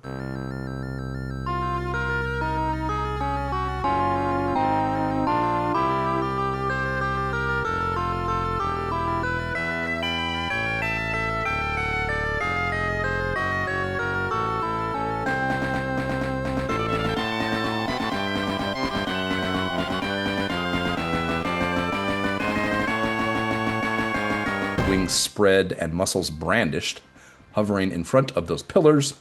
He does not have his Glock from the cover art here, so must have decided to go raw dog at some point between the cover art being conceived and the beginning of his quest here. Start and options come up as menu items, along with a little Nippon legalese below. Options have a number of the early Genesis game staples for their option screens. We have game level, easy, normal, hard, hyper. What'd you play on, Jay? Normal, of course. Normal. It starts on easy. Are you sure? Absolutely. Okay. I went to the options first because of reading the manual and made sure to. Okay. Yeah. Yeah, I didn't. I mean, I guess I don't even know. I played on normal as well. I don't. I wonder if it. I don't think it does. I feel like it would have said that somewhere. Like some of these games, these early games will nerf your experience and like cut off levels at the end or something. I guess we know. Yeah. I guess I know that I fought the final boss. So I didn't play it easy though. Blah, blah, blah. Anyways, players, you can choose between 3, 4, and 5 starting count on your extra lives or your lives. You can change your control set. This is a nice thing to a lot of players early on, I think. And, kind of make it what you want to emulate, especially someone coming from the arcade, maybe wanted a certain whatever, so that's cool. They give you that option here with a lot of these early games. There's a music test, and then the high score is stored here, which is fucking weird, I think. I guess they didn't want to further clutter up the HUD for whatever reason or something, so you got to come here to check your high score, making something that's already meaningless because you turn the power off every time you play. Even more, even less accessible and less notable. You're not going to think to go there and do that, so why bother? But whatever. This arcade holdovers, they can't let go. Hitting start at the menu sends war flying up off the screen, and it's right into the action. There's no bullshit cinematic or anything, no story fed to you at all. Controls and HUD. The HUD has a bunch of confusing shit in it. That is not well explained in the manual, I would say. We have the score on the far left, life counter on the far right, easy peasy with those. There are the 2 5-unit meters next to score, one blue, one red. I think, yeah, like I said, this does not. I didn't get it. Coming out of the manual, very simply for me, it was like, I know I want more, right? Yeah, I know I want them full. I know I want them full, but that's it. Yeah, exactly. There is the magic energy counter in the middle, and then the 3-unit magic power stacking meter to the right of that. Yeah, I mean, how these function, still total fucking mystery to me. As the manual description is shite. On the controls, if you don't tinker with them in the options menu, go as such. The D-pad skitters war around the screen in all 8 directions. A selects your magic. B is your normal shot. C is your selected magic shot. And then start pauses, of course. That's it. Go shmup. Round 1. They don't even name these levels. They're just round 1, round 2. Arcadey as fuck. Sure. Love it. We start in a cave here. There's some great parallax scrolling going on with the stalactites and stalagmites. Which one's which, Jay? Every time.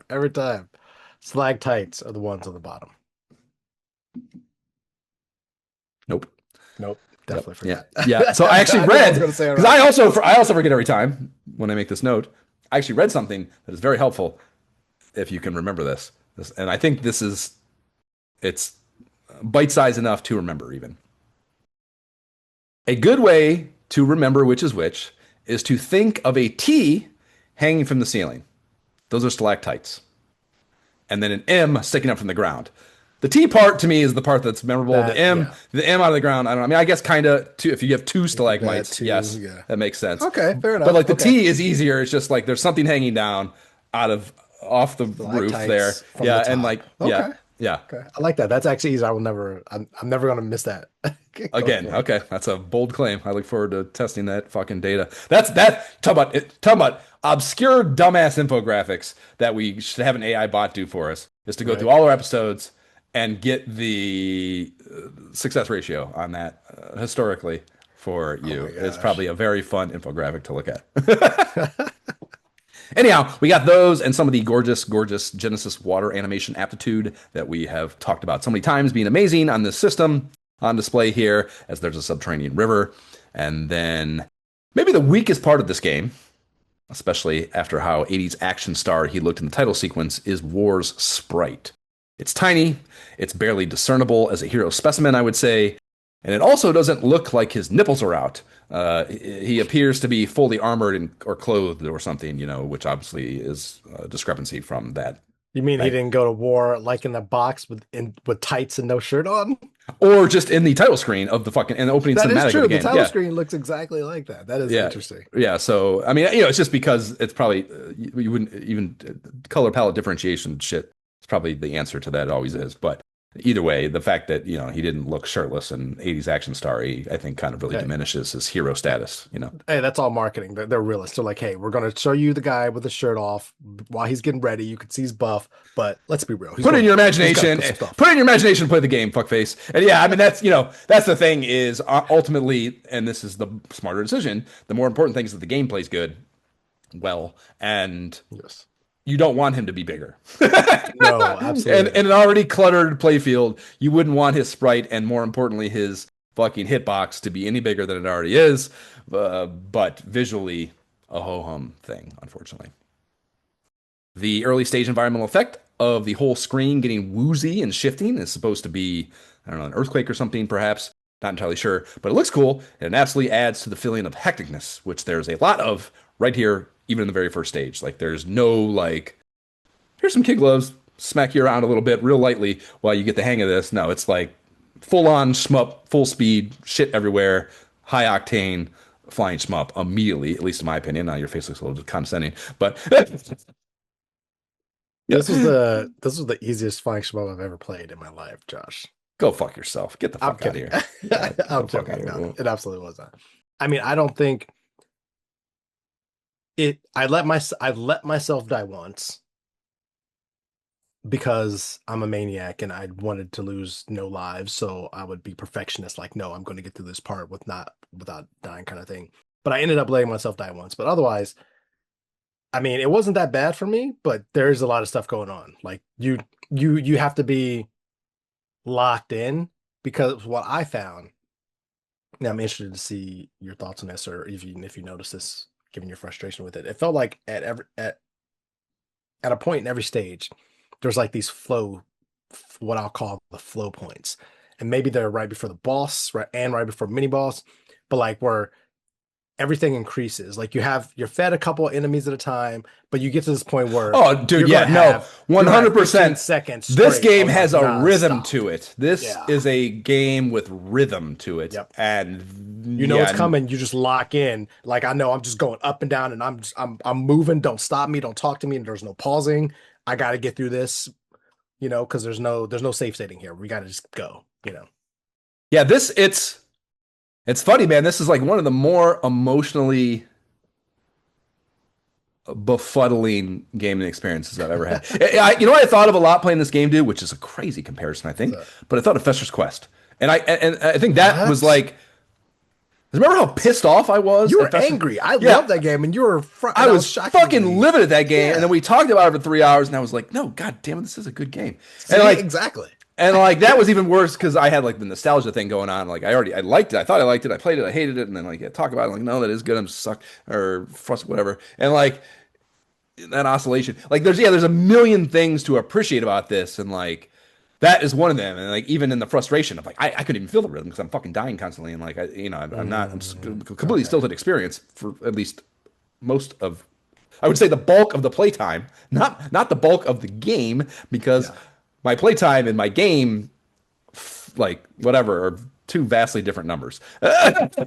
But I can certainly see and feel, in the first stage, yeah, like what you're talking about is like that the sequence that I appreciated again in the mag app, like Mhm. go leading up to that mini boss and the final boss actually in this cave level, they have that the shit where the shit's just fucking coming at you, and like Yep. they have given you the weaponry to deal with it, and like you feel good about like just being on the edge of being able to survive this, but you Yeah. can, Whew, I made it. Whew. yeah, exactly, and like that's like a rhythm that is like a fantastic game design achievement, I think, for any game. But I think integral to a good shmup, which is a like fast-paced experience that you want to feel those like whatever.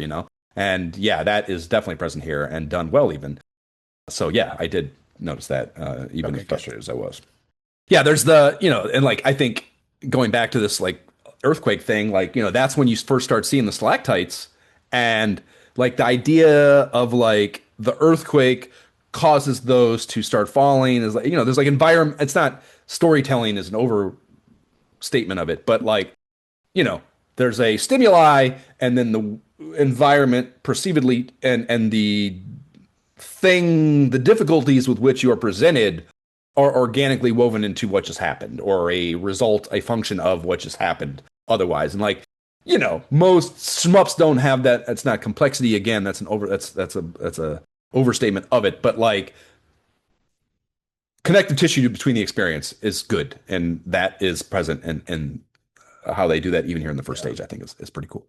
Yeah. They There's found a way to add that parallax thing and make it actually work. Not just like we can do this cool thing to throw right, you off, but like here it actually has an effect to the story. So right. yeah, I Yeah. like it.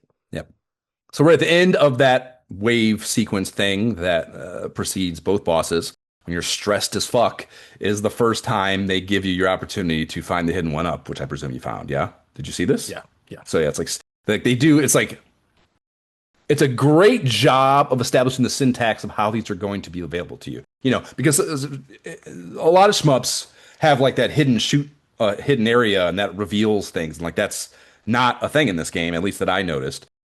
So the way they hide these is to like just have them poking out of something or put in a place that maybe your eyes aren't inherently going to go because you're distracted by something else, Yeah. and that's exactly what this is. They put it right at the end of that sequence where like basically you're going through that moment you just described, like the whoo, just made it. And you're breathing instead of Yes. paying attention when you would notice this thing just poking out of the And it ceiling of always the happens cave. right at the end too, like right when you're gonna leave and go off screen. It's like, oh, look at that right there. You're like, Yeah. oh, Yeah. Which is that's good. That's yeah. that's great. I think that's the emotional responses, man. That's what it's about. So yes, we have our mini boss battle at the end of that, and the mini boss or mid round boss in the parlance of our literature of antiquity is the dragoon, and it's a dragon skeleton of sorts. I would say it fires off three projectile types, a spread shot of fireballs, and this is something I'm going to call like these. There again is like a syntax of these boss battles, and I think all of them have these two. I termed it the passive attack. It's usually some level of slower and more easy to deal with. Often, I would probably 90% of the time, it's this fireball thing where like a lot of times it's kind of like this wave pattern where they spread out far enough by the time they get to the edge of the screen where you can relatively easy fly between them, and this is like it's just something that closes up the space and something you have to be cognizant of, but it's not really an immediate threat, and that is introduced here, and like I said, it carries throughout most of the boss battles in some way shape or form, even if it's not fire. But that is present here. And then it has these one-offs that kind of lob out of its head and bounce on the cave floor. It kind of like spits it out, I guess. And these like bounce. So these incentivize you to basically stay in the top half of the screen. And again, kind of just restricting your play area effective play area. You can obviously fly anywhere, but like where you would safely have or have your best chance of being safe is going to be in the top left quadrant basically of the screen, as opposed to the entire left half of the screen that you would have had available to you had this projectile not existed. So again, it adds these different layers of attack styles that kind of change the way you're going to play this part of the game. And I don't know, I know I saw the Matrix on this, even as frustrated as I might have been. Shouldn't say that. This one boss, I actually was able to deal with this one pretty routinely immediately. You could see with obviously with the weak point is the underbelly of its neck or the underside of its neck, and you shoot that when it lifts its head up enough to do that. The thing with the projectile bouncing thing is like you're going to be incentivized to go down there and try to get more time where you can actually shoot that neck underside, but that puts you down into this in the range of this bouncing thing. So it's a baby's first example of it, but it's making you make a choice between taking your time and being patient and putting yourself at risk to achieve the goal that you've been given. You know what I mean? So that's of course good game design too. And then there's also one last one. It shoots this kind of lobbing thing out of its back that also, I guess, kind of restricts a little bit your top left quadrant safe space, you know. A little bit. But it's an intermittent shot and clearly the most benign of the three, I would say. So those are the three attack types, and yeah, I mean its body takes up the entire half of the screen on the right also, and you wouldn't want to be over there anyways. On top of the fact that it's just an omnipresent physical contact danger because you need to shoot that neck that's over here anyway. So, it's just like it basically just takes off half the screen as part of the game for the battle, And honestly, most of the boss battles do that, really. They usually occupy the entire right half of the screen. So that's present here as well. So yeah, I mean, this is the one probably that I didn't have any trouble with in the whole game, at least until, things were changed. So I presume you also just this boss was absolutely this was not even memorable. Yeah. Yeah, absolutely not. It's memorable in the sprite work. I think it looks cool as fuck. I mean, the sprite is cool, yeah, but I mean, I was like first try, not an issue. We're moving on. Yeah. Word. So coming out of there, we get new stage theme music, and they have that for after basically every stage has 2 tracks. And after you beat the mini boss, the new one cranks up, and that's cool too. And honestly, it's all, we didn't say it specifically yet, but the music in this game is almost all fire. Very well done. One of the better Genesis soundtracks, I would say. Awesome, So that's good. We get another track here that starts up, and yeah, man, I easily logged probably somewhere between 20 and 30, maybe even just over 30. Definitely over 20, just getting to that first end of stage boss. Like basically getting through the second half of the stage. I played the game probably 20 times. Or did 20 tries before I was able to do that. Multiple sessions, I think, So, yeah, I mean, I was, this is when I was really frustrated. And I was considering canceling the fucking episode, maybe the podcast entirely. Like, just, I can't beat the first stage in this fucking shmup. Like, time to go to bed, Papa. Like, what the fuck, man? Like, what in the fuck? And I don't know, man. Like, after having, I don't know. I don't have an answer for it. I don't have an answer for it. I cannot believe that you blew through it as fast as you did. I can't believe how hard I found it and how many tries it took me. And I know it just blows my mind. It just blows my fucking mind. It just really blows my fucking mind. I don't get it. Like, I definitely didn't understand, the initial way I'm going to play a game like this is like that fucking conservative thing where I'm not using the magic enough. And like, even once I figure that out, and like, no, I need to use these. Got to be. I mean, you said you weren't, but they're very helpful, and like you said, they present them to you when you should be using them. Like there's a very 1-to-1, like you get this now, use it now, kind of thing that is in the design of the game. So the fact that I was ignoring that, of course, made it more difficult than it had to be. So it helped a little bit. Like once I got like that energy ball shot that you get, yes, in the first stage, and learned to kill shit. Like, it sends a bunch of shit at you kind of in that X, basically, once you get that shot in the second half of the stage. And, like, if you just have those popping off, you deal with all 4 of the things, and, like, you're fine. But if you're trying to kill all that shit and, like, avoid the 2 things coming from behind you and deal with the one and with your normal shot that I probably have died, so it's smaller than it should be. Anyways, the normal shot that I have, like, it's just very fucking tough. Very fucking tough. But, yeah, again, I didn't understand, like, looking at the HUD, cycling the spells.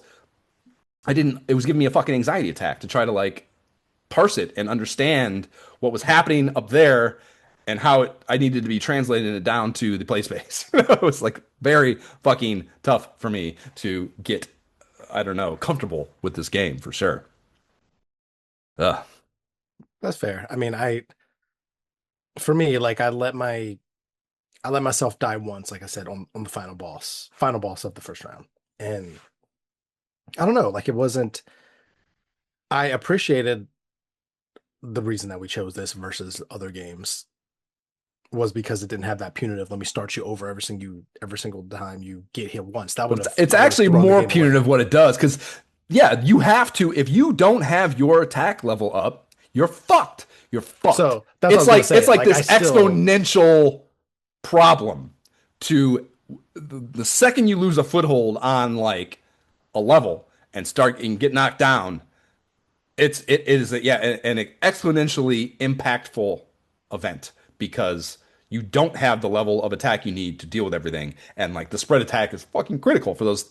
Yeah, yeah. it's so the fact that I was having any level of a bad time only made it worse, and I think that is also where a lot of the frustration comes from. Is like the Oh second you no, lose the slightest foothold, you're fucked. you got to roll at like level 4 or 5 Or on every on don't even yeah, bother. Yeah, yeah. or you just need to start over that level wherever you're at. Like that's Yep. key. I felt like.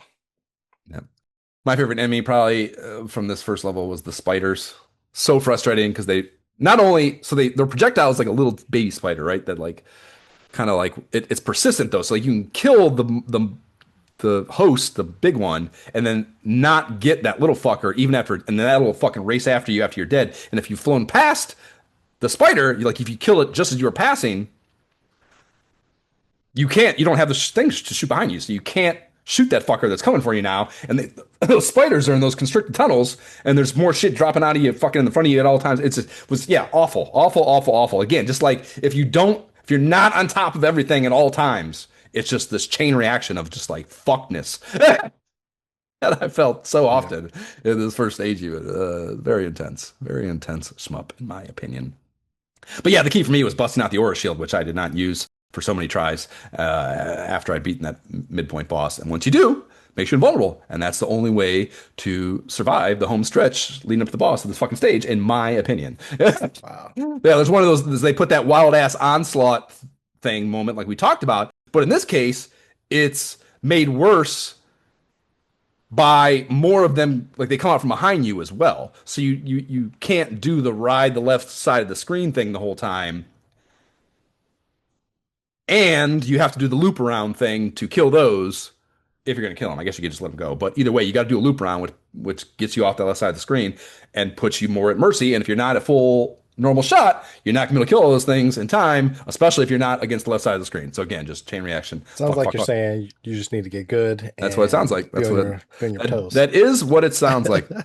Yeah, Kawaii Games, which was the play. For some reason, Nintendo Complete doesn't have a playthrough of this game. Get it together, Nintendo Complete. Maybe he thinks it's too hard too. Maybe that's why I jive with him emotionally and use their playthroughs, is because I feel the same level of pacing in their play of games that makes me comfortable.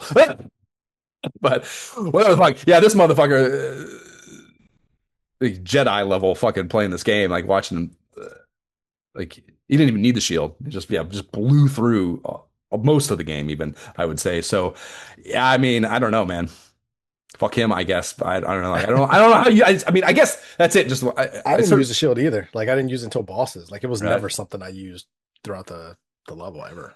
Yeah, that last stretch, I never would have been able to fucking do without it. If you can survive that, you do, and this is before every boss. To the game's credit, I think there is a dope ass calm before the storm boss approach moment. That's very fucking cool. And I refuse to not call that music cue that starts the Nightmare on Elm Street music cue.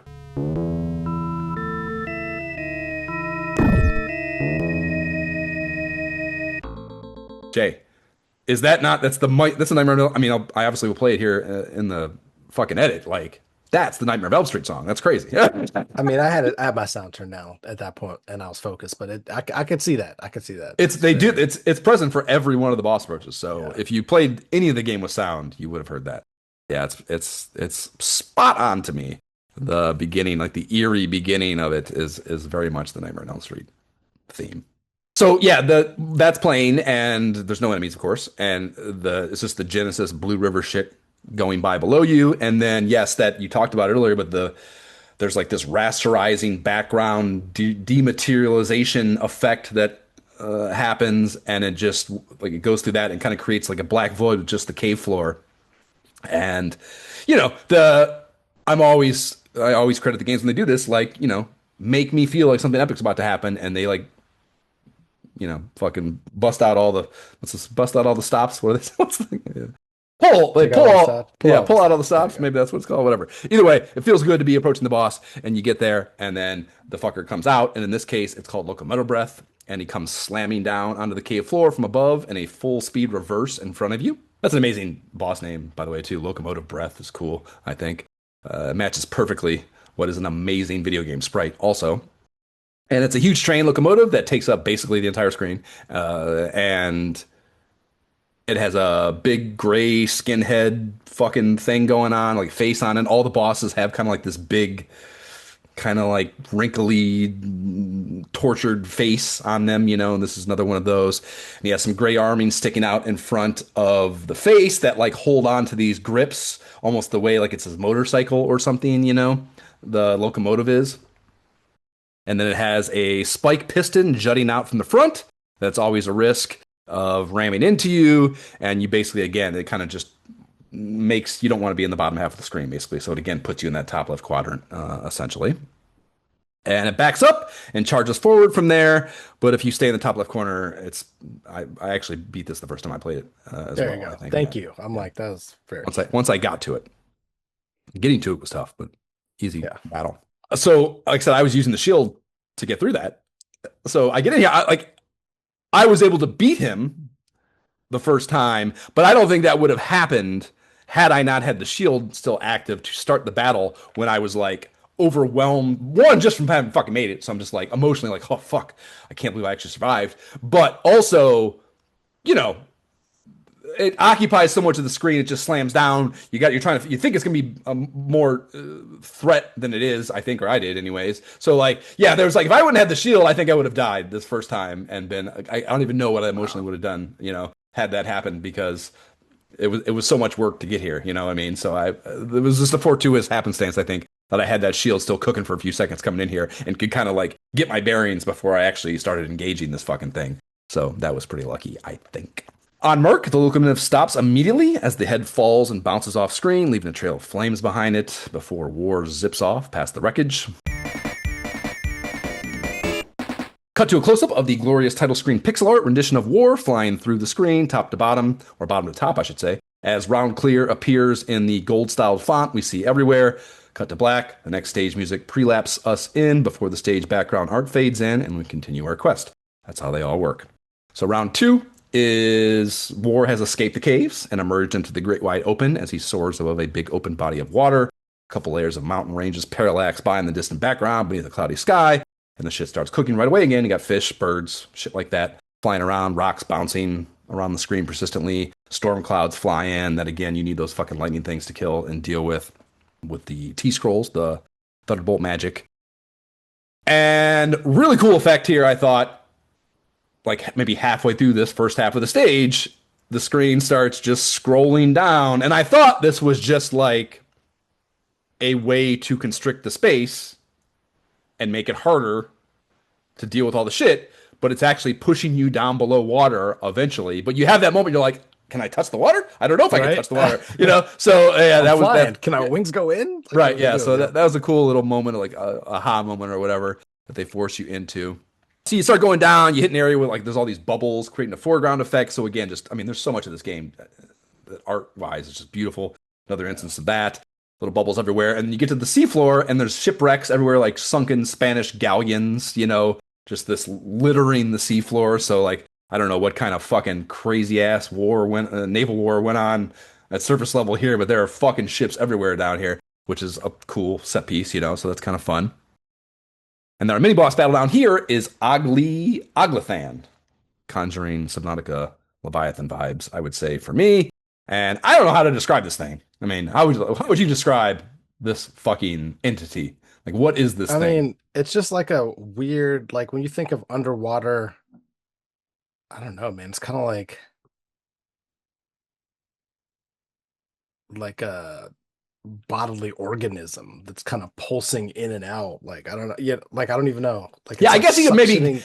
yeah, maybe you could call that like a shell, the cone thing. Yeah, Maybe with that's like like a the shell. fleshy part kind of Right. just Like a coming kind in of and out. like a It's weird. clammy type thing or something. Yeah, because it's got the tongue Yeah. too. So that's probably the inspiration. Yeah. I hadn't connected that until now. But yeah, it's like a cone thing that I guess could maybe be a shell. And then it's got some kind of shit that like, yeah, rubber banding out of it that's vaguely tongue-like and pink, like a tongue would be, I guess, or just fleshy, whatever. Mhm. And in addition to that thing flapping at you from its body, there's little fireballs that disperse everywhere. And like kind of these waves, again, the passive attack of sorts. And then there's a four-pronged rock spread attack that, again, spreads out plenty by the time it gets to the side of the screen, relatively easy to avoid.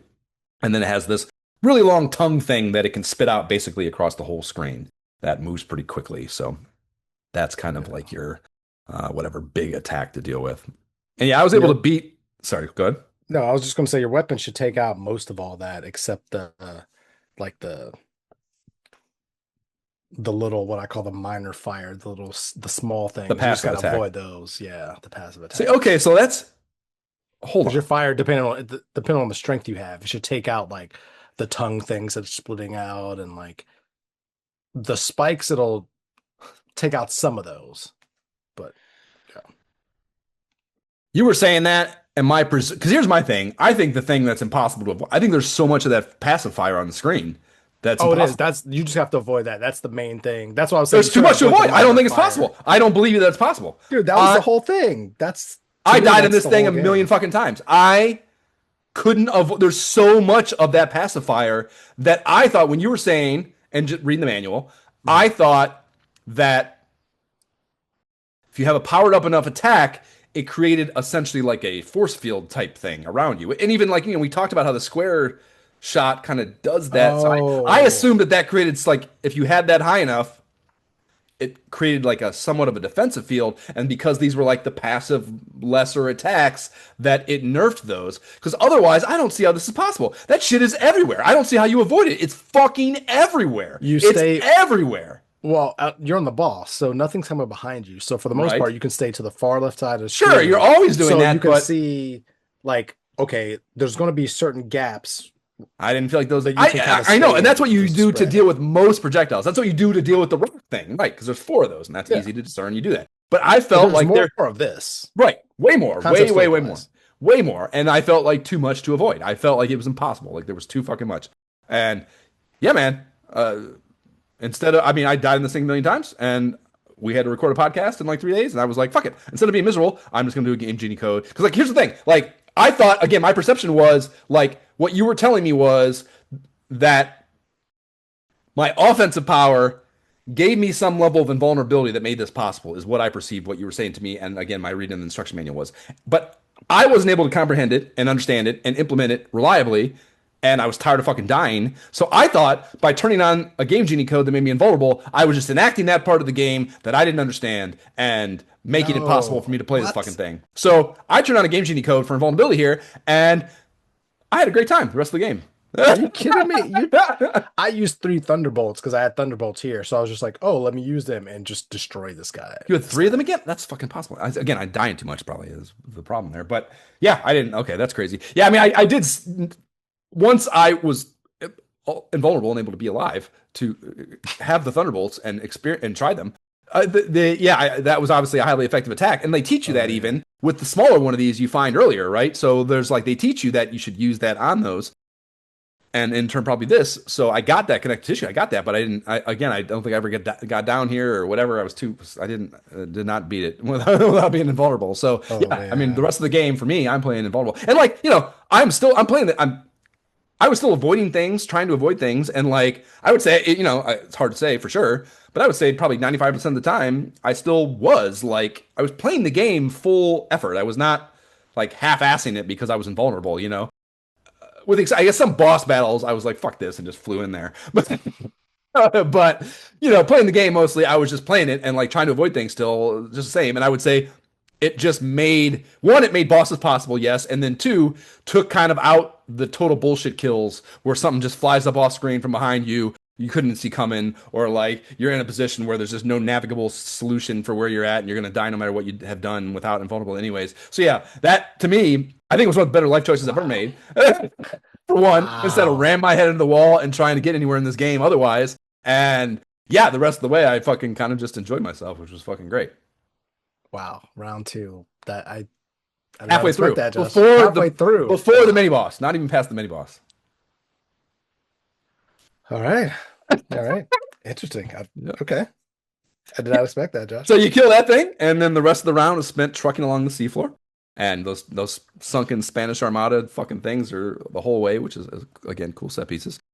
The enemies, I would say, generally kind of make you think of sea creatures in most instances. There's some that do not, but I would say, generally speaking, they do a good job throughout this game of kind of, again, tying the theming of the inhabitants to the environment in a way that's like this kind of loose, otherworldly, demonic, again, kind of biomechanical steampunk way that I thought was fucking cool and a really unique feeling fucking story world, you know. So that is present here too. Keep it between the lines long enough, or fucking be invulnerable, you'll hit your Nightmare of Elm Street boss approach, coast into our second boss battle, Massaboth, it's called, and it's a ghost demon Beelzebub what the fuck ship kind of thing that rises up out of the seabed and has two phases, neither of which ever show more than the bow and maybe front 20 to 30% of the ship, I would say. But there's plenty to look at that's cool as fuck in both instances, I would say, in the design. Phase one is a normal looking galleon with an iron sea general head on the end and a big lance protruding from its forehead. The mouth will open for like back and forth waves of the little fireballs we see everywhere. The passive attack again to flow out at a kind of steady pace. This is easy peasy. It's the only attack. And again, if you stay against the left, really easy to deal with, particularly if you're invulnerable. And then phase two begins. And like the ship, like once you whatever disable that fucking face, the ship like starts sinking back down and you think it's going to go off screen, but it like gets halfway down and then gets raised back up by what was probably propping it up to begin with in the first place. One of those big ugly fucking faces, you know. So just a really, it's like wearing the ship as a hat, you know, like a very, very cool looking sprite, I would say. And then its eyes are closed. And this is the thing too with these boss designs. Like, not only are they cool big sprites, but I felt like there was an effort with all of them to communicate that they are like living this tormented existence. You know, like a lot of their faces, their expressions wouldn't change, and they seemed to always be like locked into this like miserable like situation. You know, and I felt like that was like a concerted effort in the design, not just lazy animation. You know, I felt like the fourth stage four boss I'm going to talk about endlessly of this, but like I think that's present here too. His eyes never open. You know, he's just fucking like wincing in pain the whole time he's here with you. You know what I mean? That's a cool thing I think for what these are supposed to be. You know, within the story world. So yeah, it shoots a bunch of shit out of its face, fucking mouth, nose, whatever, and you gotta fucking you could just have to shoot the face anywhere basically. Like it gave damage feedback in three places, like its fart, its nostril, and its lower lip. So I think you can shoot it anywhere and just you just have to deal with the fucking projectiles basically. Yeah, it I don't took know, Jay. me. You tell me. I was invulnerable. Was it hard? Yeah, I mean, it took me. Well, not really. It took me 8 energy balls to beat it, but several tries not to lose a life. Because again, I'm being crazy, not trying to lose a life here. So I took several times of on that second phase not getting fucking hit, you know. But I finally got through it without getting hit. So yeah, I mean, it's clearly not difficult if I'm just not trying to get past it. I'm just trying to get it past it unscathed. So Okay. not bad. We're on frag. Lots of explosions as the face sinks back into the seabed and the ship comes to rest on it. Just now, another sunken galleon with all the rest now, and war zips off the screen for the round clear Selly. And then round three begins. Some sort of pantheon or cathedral or something of that human made nature, or I suppose God made within the story world. That might be the case. And well, no, they say it's a planet. Like this is not, it's not. There's no gods involved here. This is like a planet of winged warriors. So it's not. It's not like Philios, where like the Greek Yeah, mythology shit. You know. So just man, monsters. yeah, yeah, man made. And the music supports that kind of cathedral idea. I think it's like organ music kind of is the I don't know the feel of it. And the shit that populates the world, there's like fire spitting gargoyles. There's shit leaping out of these coffins that are magically suspended in the air, like kamikaze at you. I think that's probably my favorite one. Very cool. There's sentient swords flying down from the ceiling, flying knights, robot shrimp. Just the usual shit you would find in a church. That's the broad strokes of the enemy set. Our mid-round boss here at church is Peeble, and Peeble is a snake with a demon head. I guess could also be this or the stage 5 final boss could be that cover art actually. And it does not have any projectiles. It is the projectile.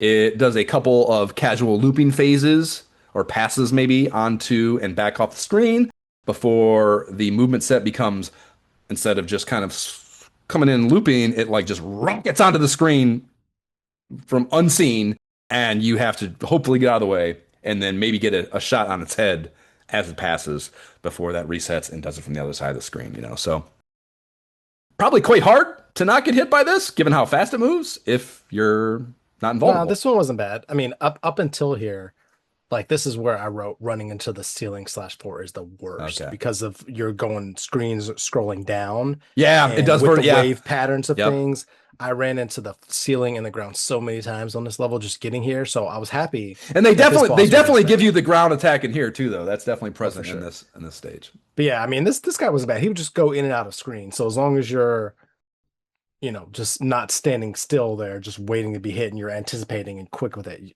you're fine. I mean, Yeah, I guess it does home, so you can like kind of fake it out. yeah, But it again, will you still got to be read and spoiler react. alert. He will be worse when he shows back coming around 6, but still Were they pretty tough. different? Again, I mean, I fucking because It especially felt different because I don't know if it's just because like the place that you're at is different, so there's more space. It just open felt like space. Yeah. this wasn't bad, but that I felt like I had to do it a couple times because he was like, "Nah, bitch, you're not getting out of there. Okay. Like you thought you were Okay. going over here, I'm going there too." Like it felt more difficult. Okay. Word. There's some new shit in the back half of the stage. Enemy-wise, got those skulls that multiply and fly around. It's a cool sprite. And then the fire explosion death animation of the large toga rocking statues. Also Those are very cool. cool, I think. Just again, even like, these are just grunts essentially, but they're like, I mean, huge set pieces, that dispatching, not necessarily tough, but just like the effort put into the art of them Oh is yeah. awfully high for what's something that's gonna be on the screen for fucking nanoseconds. So just ton of effort And here. honestly, this was the point to the second half where it felt like things just really picked up to me. Where there's like there's so much between the statues shooting stuff, Yeah. the guys jumping out of the caskets coming down, and just it felt like in every direction there were the things circling you just everywhere. So like the back half of this round, it was definitely like, whoa, let's get Harry. hairy now. I can see that. I can see that. Well, it's all just window dressing in the way of our goal here, which is to reach the boss battle versus the end of round cat daddy going by the name of Gark. And what is this fucking thing? It's kind of, I don't know, yeah, steampunk adjacent vibe, I would say, that the round one locomotive boss had. Like it's a furnace, right? Like I guess that's kind of what it is. It's supposed to be like a Yeah. an industrial furnace thing, but kind of anthropomorphized to some degree. So it's got another big gross metal face and this fire thing that looks a lot like a pipe if you're going to go with the For sure. Yeah. anthropomorphication thing that comes out of its face or its mouth, and like a big steel jaw drops for that to come out and do that. And it shoots the passive fireball attack from its eyes, and then that pipe thing comes out, and once it's extended, it shoots up into the air vertically, and then it kind of rains down all over the place a bigger fireball projectile that kind of works like a water fountain or something. So that's the really, you know, difficult thing to deal with, particularly because this boss's weak point is its mouth Yeah. which you can only get to when the pipe is out. So it's one of those things where like its vulnerable moment is when it's at its most offensive as well, and you're juggling those two variables, of course, trying to get hits in. So Not easy. Not easy. I yeah, could not get out of this unscathed. yeah, I would guess not. Yeah, I mean it's very much a dinking and dunking patience test, I think, Yep. because you're only gonna there is like that moment, the window when the pipe goes back in, the mouth doesn't immediately close, so you can get a shot in without being too much of or any of a threat. But you're obviously not going to get many in, and it's going to take more cycles if you only shoot then and just play defense the rest of the time. So that balance is definitely present here. And yeah, if you were not invulnerable, I think I just got tired of waiting and just flew right against the mouth with this dude. What do you say, John? Fuck him. I wish I could have done that. I was like, oh my gosh, this freaking. Oh, After these messages, we'll be right back. Earth is under attack. Our only hope is you and your wings. Wings with RAM Plus to mega-charge your Atari VCS and make it 3 times as exciting. Free booster grip included. Now you're in the cockpit, and they're everywhere. Bank left, bank right. Clouds, fly by instruments only. Now fire! Good luck. It's rough up there. Wings, the new video game from CBS Electronics, where the excitement never ends. I want to mega charge my Atari VCS for sure after watching that. That is a 1983 commercial for a 2600 game I was unfamiliar with. Wings, that was by all appearances a pretty hardcore jet fighter flight sim that even came with a grip attachment you could put on your standard VCS joystick. Did you clock that? It didn't. Yeah. It did not feature it as probably prominently as it should have, I think, for good marketing. But like, it was actually like it came with an attachment you could put on top of your fucking joystick, which is a cool ass fucking. Great. As a kid, I would have been fucking stoked about, man. Yep, I'd never seen this thing before, never heard of it. Yep, yeah. Typing in, trying to find a commercial for this game, of course. Wings. You know, this was the most interesting thing that came up, and I was not sad about that. It was definitely a pretty cool little fucking Atari joint. Moving into round 4, this stage is a steampunky workshop, I would say. The music is this entire, actually, yeah, the entire level is absolute fire music-wise. Mm-hmm. I love this crank almost as much as the one in the back half that we had to fight about. I was already experiencing a terribly emotionally tumultuous week, and then you tried to take my fucking music track, Jay. That was fucked up of you. Very, very inconsiderate. My bad. Yeah. I'm sorry about that. Yeah, very fucked up. They introduce a cool tunnel mechanic here that is very reminiscent to me of the water current tunnels in Sonic. That's what I thought of with these, where you are caught in a current and sped up significantly at times and have to make these quick decisions with environmental shit to stay alive. Obviously here, it's not water, it's air, but same feeling, you know? And it comes in right when, for me, the monotony of just shooting and evading shit was starting to get stale for me. So I was extra appreciative of that. And it's a good kind of just mix up of mechanics, you know, to some degree. And you don't see any enemies for quite a while. They let you get the hang of that speed increase first and kind of spoon feed you a serious power-up dump in a few consecutive rooms that would leave you hard-pressed to not be at max power, I think, at the end of. And I don't understand, you know, what it meant other than I understand the spread shot, I guess, they wider, and I guess I get that's more damaging too. But again, I just didn't specifically understand what these fucking pickups one by one were doing for me, other than, yes, the meters themselves. I didn't pay too much attention. I just kind of grabbed what I could grab. Like I don't know about you, but I wasn't I think in other areas I might have gone back and said, oh, let me make sure I'm getting this and make sure I'm getting that. But I just kind of grabbed what I could grab because there's so many. It's kind of just like, meh. Right. I'm full power, good enough. I grabbed whatever. But that's the thing. I guess the thing, it's those gems. It is like, that was the thing that I would grab and I'd be like, this is different and I'm not sure it's better. Yeah, you know what I mean? And like that feeling was very confusing, you know, I'm already stressed and confused. So with kind of just how the game works. So yeah, that was the part of it I think that really threw me for a fucking loop over and over and over again, was that would change that significantly, and I didn't necessarily understand exactly how it was going to before it did so, you know. Yep. There are some cool enemy sprites, though. We have those magician sprites, the cloaked kind of like shadow magicians, very fucking cool, I think. The hands coming out of the ceiling, which here in the first half are just kind of whatever things to deal with.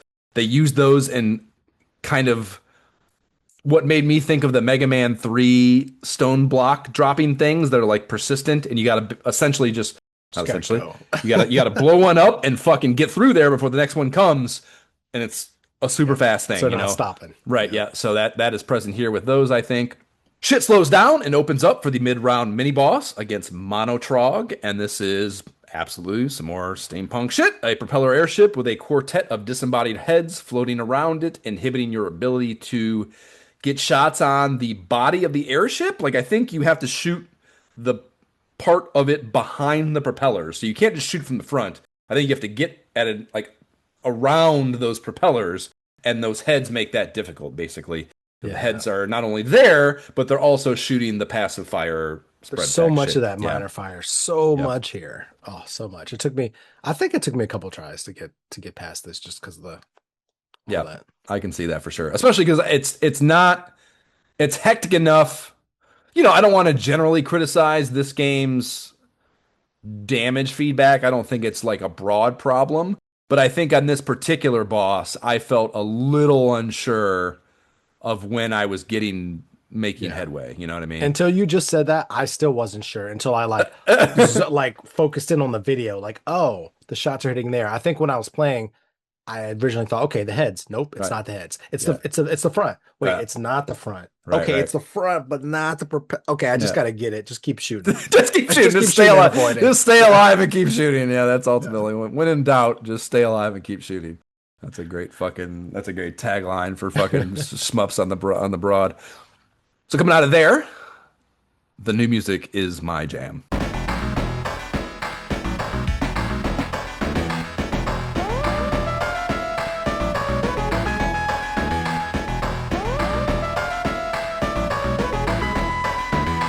And it's just kind of like it's probably, I mean, they all, all the stages, it's not like there's like two wildly different fucking music tonalities in the two halves, but I would say this one is the most closely aligned, the two tracks, and I feel like it's just like a less hectic version of the first one, that I almost like when I fucking saw that you tried to steal it. I was like, I wanted to make sure before I talk shit, I wanted to make sure that I had the right song, basically, and I went back and listened to them. And when I first turned on 4-1, I was like, this is the same song. I'm like, oh no, it's not. Nope, Once I go over to 4, it's just like less harried of a version of it. Yeah, so both very good though, and just a really, really fucking amazing 2 tracks of chiptune music. So I got the elemental attack or elemental magic for the first time in here. Very cool. Yeah, like I said, like the huge arrowhead attacks with the fucking thing circling. I was like, oh man, this is fucking amazing. And yeah, again, to reiterate, I thought it was like a mashup of something. Tons of cool enemies here we see in 4-2 and nowhere else. That's maybe to be said about all these that we haven't specifically mentioned. You don't get any. I mean, you might have like in 4-1 to 4-2 might have a little overlap, but you never see like shit that you saw in 2-2 in other than the mini bosses and the boss hands aren't wrestlers. dropping in level 2. Right, yeah. The No, skulls, it's all, again, unbelievable amount of effort, artwork, art design, wise in this game. So you have those little humanoid dudes that are maybe they're the funnest in the game, I think. They're just like, when I first saw them, I didn't know what they were doing. I thought they were just spazzing out. Like they're little tiny fucking dudes. And I wasn't even sure what they were doing. It didn't seem like anything. It just seemed like an insane thing to put here in the fucking workshop, And I was just like, what the fuck are those dudes? Hilarious. So I was so amused by them that I'm like, oh, I need to make a GIF out of those dudes. So like I said, I'm recording everything at this point. That's why I'm pulling images. So in Premiere, I fucking pull that up and I blow that sprite up basically real big to make the GIF out of, and I see what they're doing, and I realize that they look like they're pumping like a fucking jackhammer or something, and I guess what they're doing is powering those missiles that are flying out of the thing off at you. right. Yeah. So yeah, I didn't realize there was any connection to shit. I thought they were just random fucking whatever. Hilarious. But yeah, they were just like the hardest working. They were working so hard and tirelessly the entire time they're on the screen. I was laughing my ass off once I had them all blown up, and I fucking posted it. The first thing I thought of was the fucking Huey Lewis song, the working hard for a living. So like, it's like, I can't stop watching the reel. It's like a 2-second clip of those dudes working with like a very small part of the Huey Lewis in the News working for a living song. And it's fucking, I laugh every time I watch it. So just a really fun little fucking random fucking thing in here. Hardest working dudes on Ickis. No quitting them at all. And then there's a couple things where a torso or a tortured soul's head is basically piked onto some kind of piston. So again, biomechanical as fuck. And it's like the piston is pushing up out of the floor and pushing the fucking biomass up. And they're like shooting at you or something, and you got to fucking just blow them up. They're like living this miserable existence. And you just got to fucking put them out of their misery. Yeah, it's just very fucking cool. And so yeah, I mean, at this point, like I've so many cool things. I've seen so much amazing sprite artwork that I'm just like, holy fuck! Like there's something's going on here. Like there is someone is behind this that matters. This is not just some random schmup fucking art team doing this level of work, right? So I did the research and it's this fucking crazy ass accomplished dude. His name is Satoshi Nakai, and he is known, the AI summary told me, for surreal biomechanical There you go. style that would later get him gigs in in the Resident Evil series, and then a bunch of shit that I imagine if I played games, Japanese released video games, like it talked about them like they were notable. I didn't know what they were, but I'm guessing they're big deals in Japan. So I think he is also in turn a big deal that worked for a long time, long enough to have made this game, and then also worked on like it was I think Code Veronica or something was the one they stated specifically. So like that's not an early one. That's a later, I think, Resident Evil. So obviously some time between this game and that game, meaning he was doing big tier shit for a long time, probably. It was my perception of that. So yeah, not surprising that someone with a hell of a resume did this because it's fucking incredible. Right. As cool as Mr. Nakai's work is prior in this stage, his magnum opus is without a doubt the boss battle against Orpus, which frankly, Oh my gosh. yeah, is an underwhelming name for what I would say is the Josh Allen of 16-bit boss designs. This dude is, so he's definitely biomechanical. That's going on for sure. The bio part is this huge muscle-bound torso that's been ripped from its lower extremities. Its spine is dangling freely from the tattered fleshy ribcage remnants above it. One arm has been severed at the elbow, and it's just whatever, just there's nothing there. The other shoulder has some kind of steampunk. Guess I'm just gonna Definitely pump mechanical. right, exactly right, and it's like in the place of where the arm would be, attached to the torso. And his mouth. This is the one that really sunk this idea into my head. His mouth is agape, and his expression is just like absolute pain and suffering, and it's like eyes closed. And again, like the fucking expression never changes the whole battle, And like this is a big enough sprite where it would have been easy as fuck to add some animation to the face. You know what I mean? It's a tortured experience. Right, exactly. Right, all of these creatures. Yes, 100%. They did not choose this. They did not come. It is against their will, right? And every moment of existence is painful, And like that, this was the first one where I was like, that really like hit me like a ton of bricks. Because again, just the size of this, it's a huge fucking sprite. Yeah. So just so fucking cool. And then to top all that cool ass shit off, a beating heart, which you would assume was his and was originally in his fucking torso, is now attached to a pipe on that fucking thing on his shoulder, and it's beating there, like on the far side of the sprite, right? Yeah, it's I don't know, just so macabre and so fucking amazing looking and so goddamn big. And then, like just as a still image, it's like the most impressive thing I feel like I've ever seen on a 16-bit system. It's just so fucking cool and so creative and so wild, So just, I don't know, outside the bounds of anything I've seen in a video game, I feel like. On top of that, in application, its functionality or his functionality, he's like spitting out, and it's coming from like open arteries on his torso hanging there, and from his arm where it's detached to the elbow, red blood cells, platelets are fucking just flying out, and that is the passive attack here instead of flames. That's like crazy. Most of them. Yeah, so fucking cool. It's just so fucking cool. And then and it doesn't even do it right away, which I think was a great little moment to like, oh, you think this is all? No, some more shit's coming.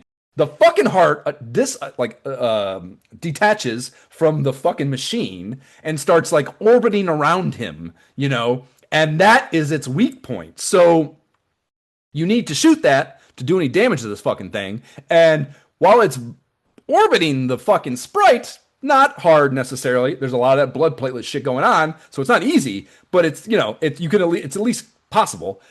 But it goes back and hides behind the fucking over by the machine again on the far side of the fucking boss. You can't even hit it. You can't even hit it, right? And you just got to again fucking stick and move and stay alive, and just in every possible way. Such an impressive fucking boss battle, man. Just so fucking good, so fucking cool, and probably I'm sure so hard if you're not invulnerable. Nope. No, We've spent far more time talking about this boss than I really. experienced with this boss. And let me tell you why. So I came in here, experienced it, I'm shooting at it and I'm like, okay, where's the damage? Like, oh, the heart comes out and like, oh, now I can hit it. And I think I have at this point like the lightning and the aura shield. And so, I try the lightning. I'm like, okay, when this heart comes back, I'm gonna strike it. So I'm striking. I run out of lightning, and I'm like, okay. So I'll try the aura shield, and then I pull the aura shield out because that's the only thing I have left. I'm using it as it comes around, does another rotation. I'm just like, okay, because I just try to run into it and see if I can do some damage. I do damage. And then I, no lie, shoot it one time and the whole boss is done. Now, I've gotten hit a couple times, so like my energy is down. I only have like two power left, of the blue and red. So I'm like, wait a minute. One of these things was super powerful. Let me try that again, like, and try not to lose so much. So I went back because the shield did so much. So I went back, used my lightning immediately just to try to just get rid of it. Are you saying, hold on, fucking stop the presses. Are you saying that when you had the shield up and you wouldn't die when you got hit because of the shield up, you would lose power? No. I got hit a couple times. Let me explain.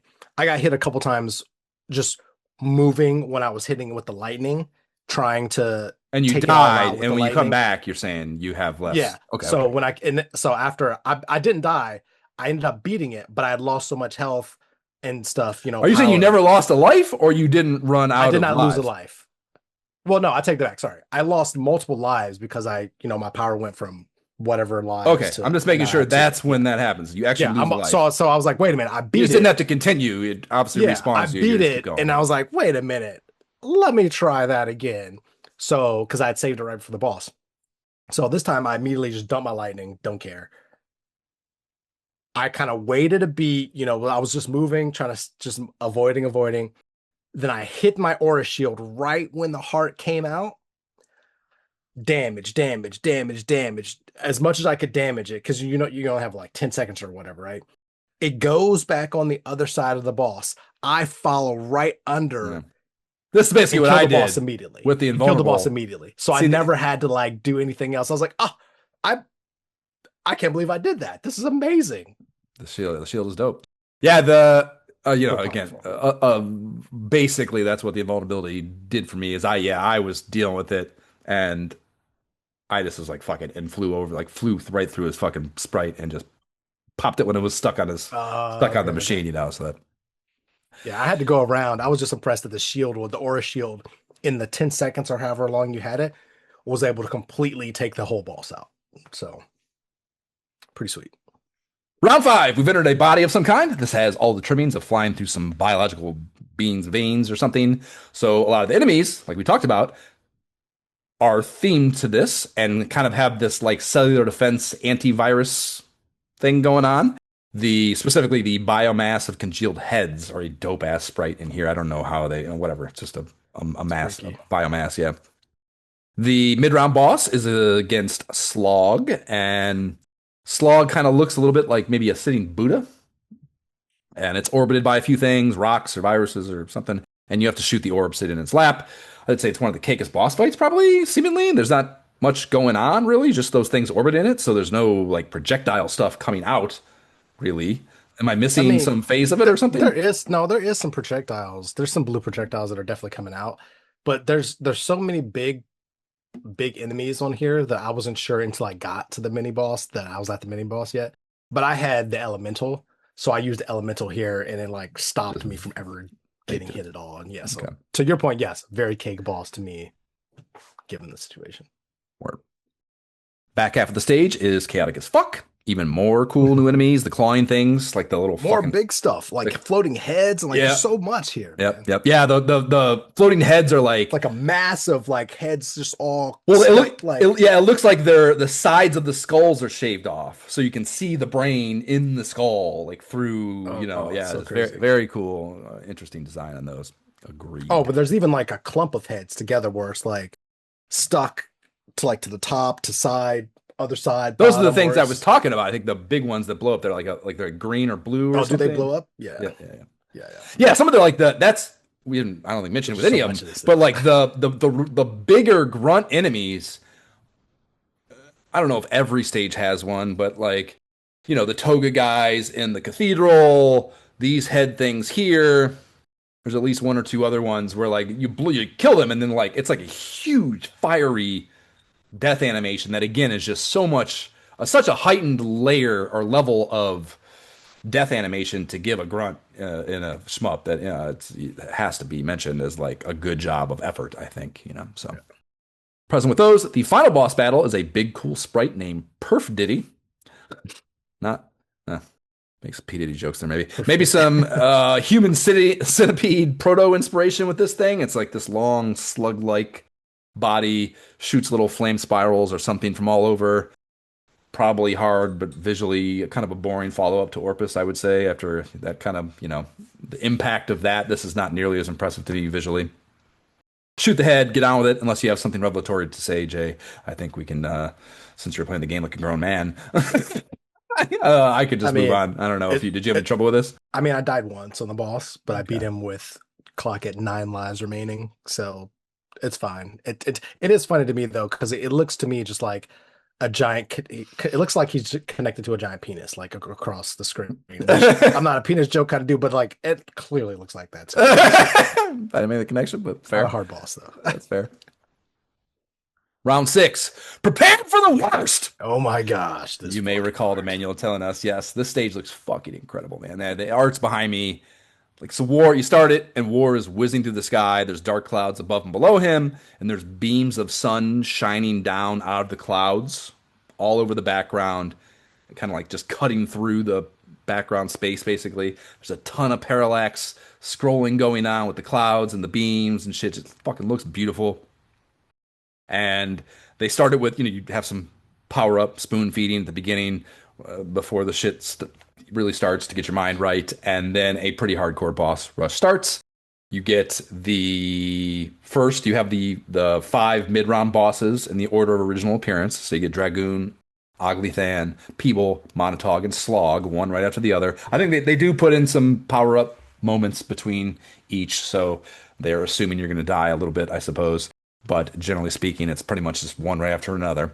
And I think this is so interesting, I expected it to be all 5 end of round bosses, but no, they just give you Orpus, the cool one, before the final boss, and that to Which me, is good. Of course, it's good. Confused. I was like, "What? What are we doing here?" I mean, it was enough. Like, I gotta say, because I know you probably didn't experience this because you were invulnerable, but this was so fucking hard. It was so much harder than the bosses. I'm sure it was hard, yeah. Because I don't have any magic shots now. The magic shots were all used.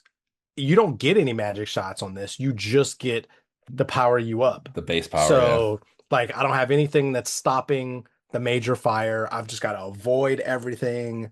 And oh man, this was definitely tougher. In my mind, I was like, I was gonna. I refrained from texting you because I was like, if I text him this, he'll never play he'll definitely never attempt this. I almost text you like, this boss rush is pretty tough, man. I don't know. Get your mind right. The like if you make it here, like if you're struggling now, just don't even attempt it because it was hard. It was hard. I bet. Yeah, and I love that they like recognized because to me, it's not a gameplay decision, it's an art decision. They're like, this is fucking cool. That's a godly piece of artwork. Get that, but don't tell me we're not using that again. Get that back in here. Like, I don't care what it does to the experience. Do what you got to do to balance it, but we're using that again. That's cool as fuck. Whoever directed this baby was like, oh, we're not fucking, not just letting that be a one-off. We can get it. We have a reason to get it in there a second time. We're going to do it. Yep. You get through that, and then you got another little calm approach. They don't disappoint us there with that. and the final boss battle begins. And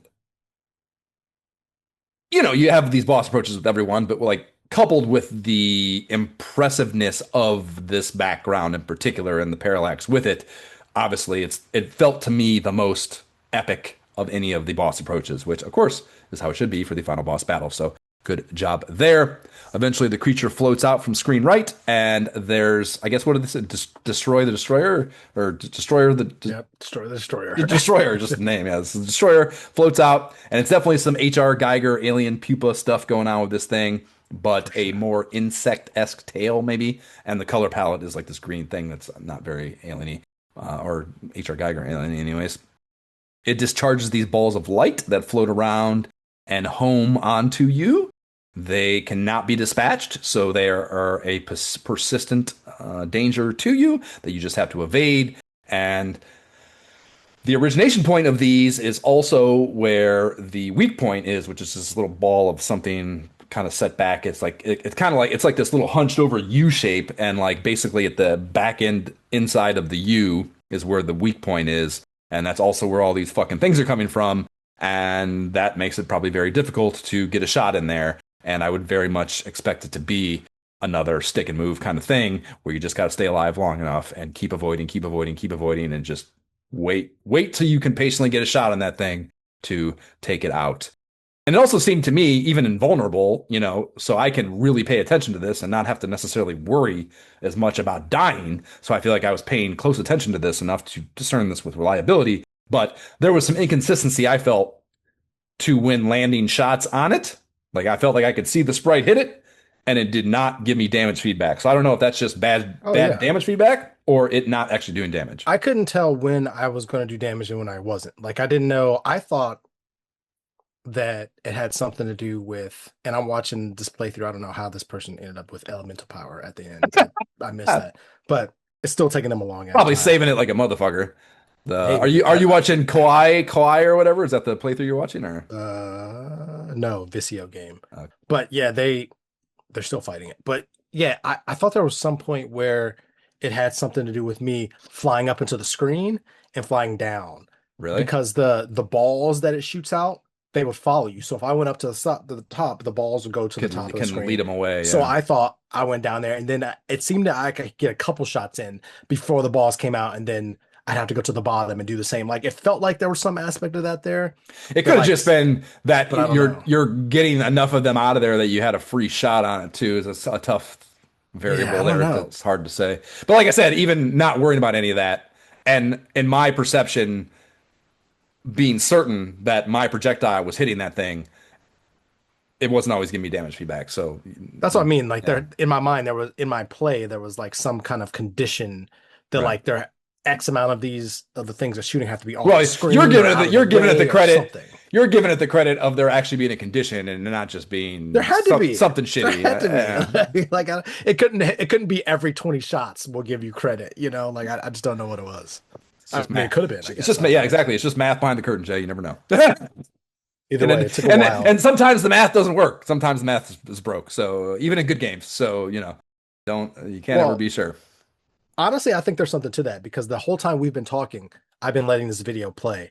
The studio's still not done, and I feel like I told you, it felt to me like you gotta just be patient. It's like the ultimate test in just being patient. Well, I agree, but I feel like what I did was still quicker than this person is still playing it, and I'm like, and since they have the elemental, they're just standing right in front of him and just like moving up and down, and I'm like, you're taking longer than I am, so I still don't know. I lost 4 lives on the boss. Still beat him though, even after the 4 lives.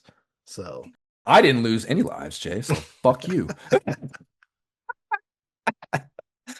On frag, it immediately turns monochrome black and white, but it does just stay there. And war remains in front of it for uncomfortable is an overstatement, but beats. Yeah, some beats. Like he's definitely reveling in that accomplishment, and I can feel that even with the tiny sprite with no fucking emotion able to be conveyed by it. I felt that in his behavior, so that was cool.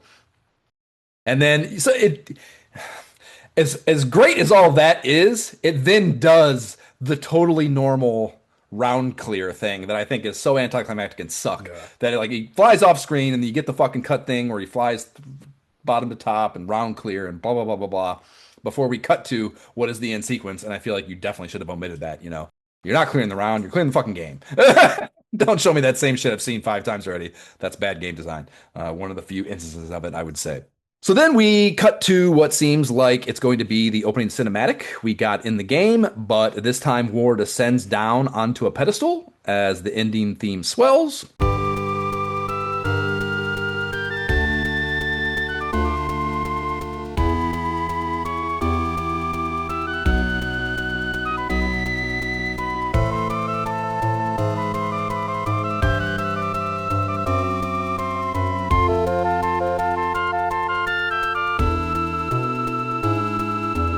The in posture he's in could be flying, could be him just keeling over. I don't know. It looks like he turned into the statue. Like he came back. That's what I think they're trying to convey there. And I think based on obviously what we cut to, which is behind you now afterwards, yes. But I don't feel like that's what it really looks like. He's definitely not in the pose he is behind you for sure. And he's also not the color of the other statues, which would have made that more. It's probably a color palette thing again. It almost always is. But I don't know. They had the color palette of the other ones there. Who knows? I don't know. Maybe because he's moving, he can't use the same color palette. That's possible within these fucking games. I don't know.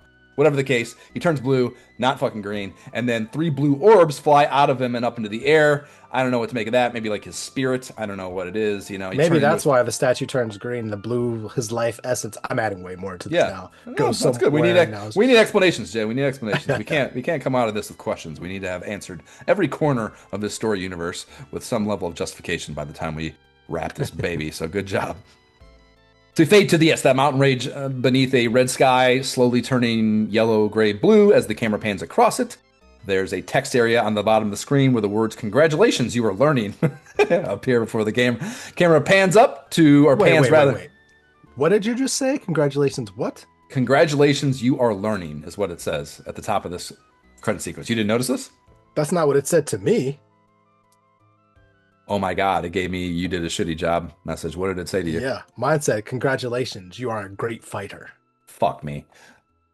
Now I feel even worse about what I did. So yeah, I definitely. Yeah, maybe you know what? Maybe I did play on easy the second time I started. I think I remember having that thought. Maybe I didn't switch it when I started back over.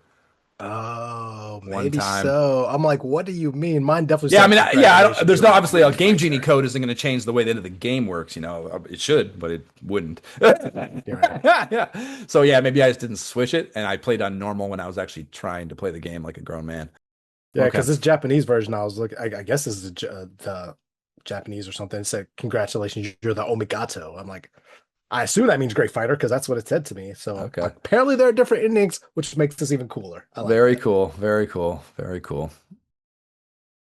Yeah, so now that's fucked. Now I have to get for the post. Can you have a screenshot with that on it or no? No, I think I tried to hit it. You know what? We're using. No, I was too quick with the keyboard thing. So I just got like this and it went past. I was just staring at it. I was like, I was typing it and I was excited. I was like, oh, I should have taken it. It's probably in this playthrough video. I can pull it from there. That's a podcast, nuts and bullshit. We don't need to talk about it anyways. A handful more credits are shown down there before it ends on a legalese blurb, and that will remain there until you hit start, which fires up the game at stage 1 again. And I'm all set, Nippon boys. Thanks a lot, though, for your game design that you gave to me to try. I don't need to play it again. Last thing will be Chivos. You don't get no stinking Chivos when you Game Genify the game session, so justly so, of course. So I don't really have any Chivo shit to talk about. Let us get on with our blessing discussion.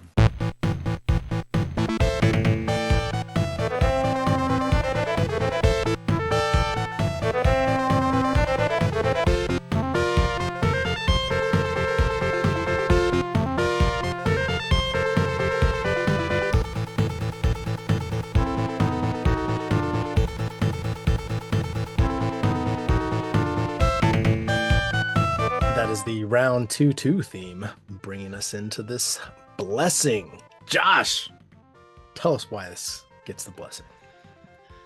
Like I said, I told you, it's fucking emotionally trying as fuck. I think it's a fantastic video game in every respect, other than my ability to play it with any level of competency.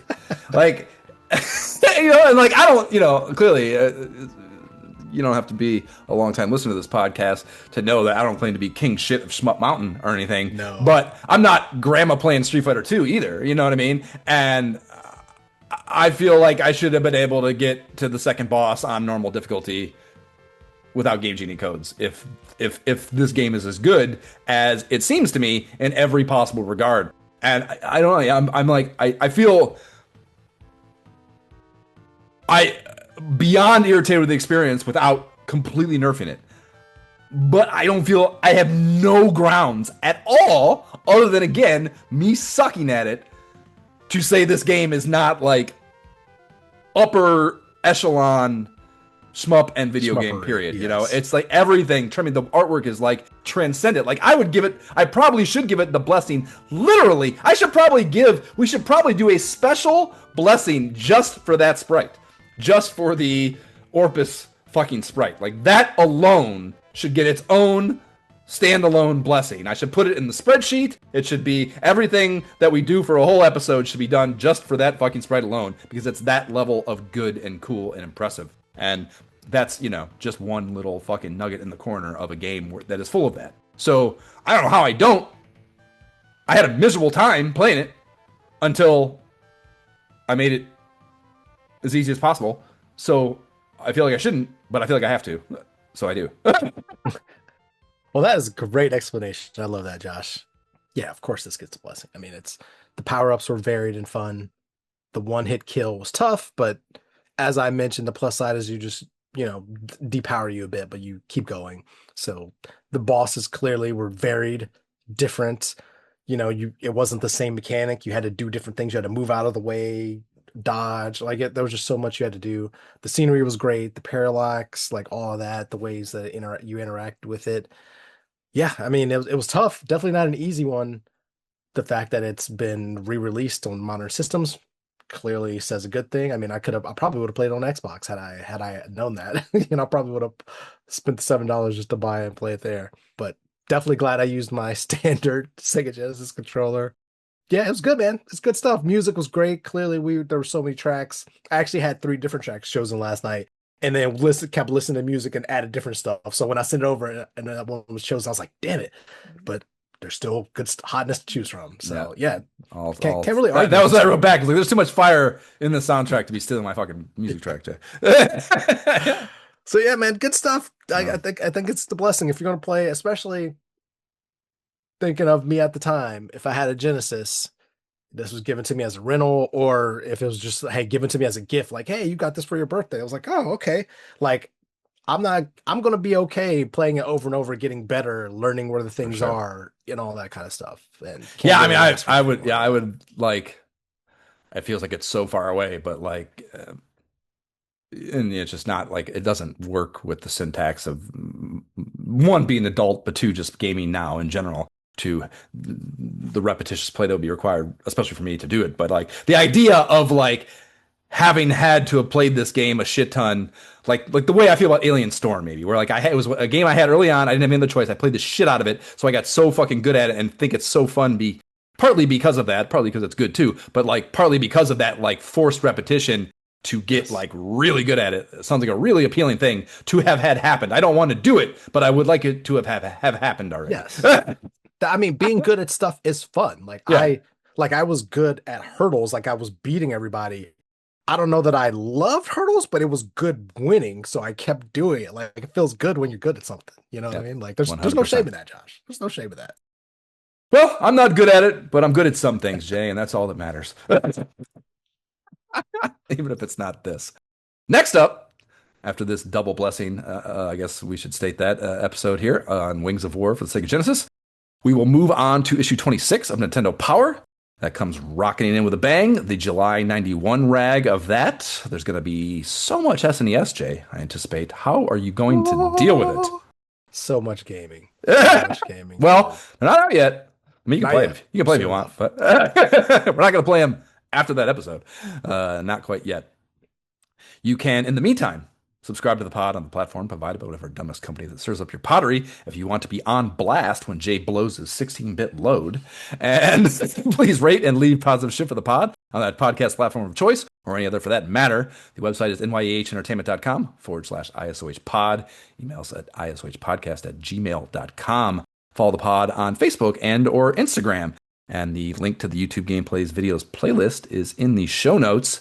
There used to be an ISOH subreddit if you wanted to get downloads on Reddit, but that's no more. They deleted it for no particular fucking reason, and I've emailed them and asked why, and I have not gotten anything back. I don't anticipate to. So fuck Reddit, fuck Reddit and the horse they rode in on. But what are you going to do? We don't have a Patreon, but if you like giving money to things podcasters tell you to, and like to sort of our direction, the Able Gamers Foundation creates custom gaming rigs for gamers with disabilities. That's cool as fuck. AbleGamers.org is where you can find them. T-shirts on the website. They're dope. What's left of them? I also found out a lot of I don't know, fucked up ISOH internet shit, dude.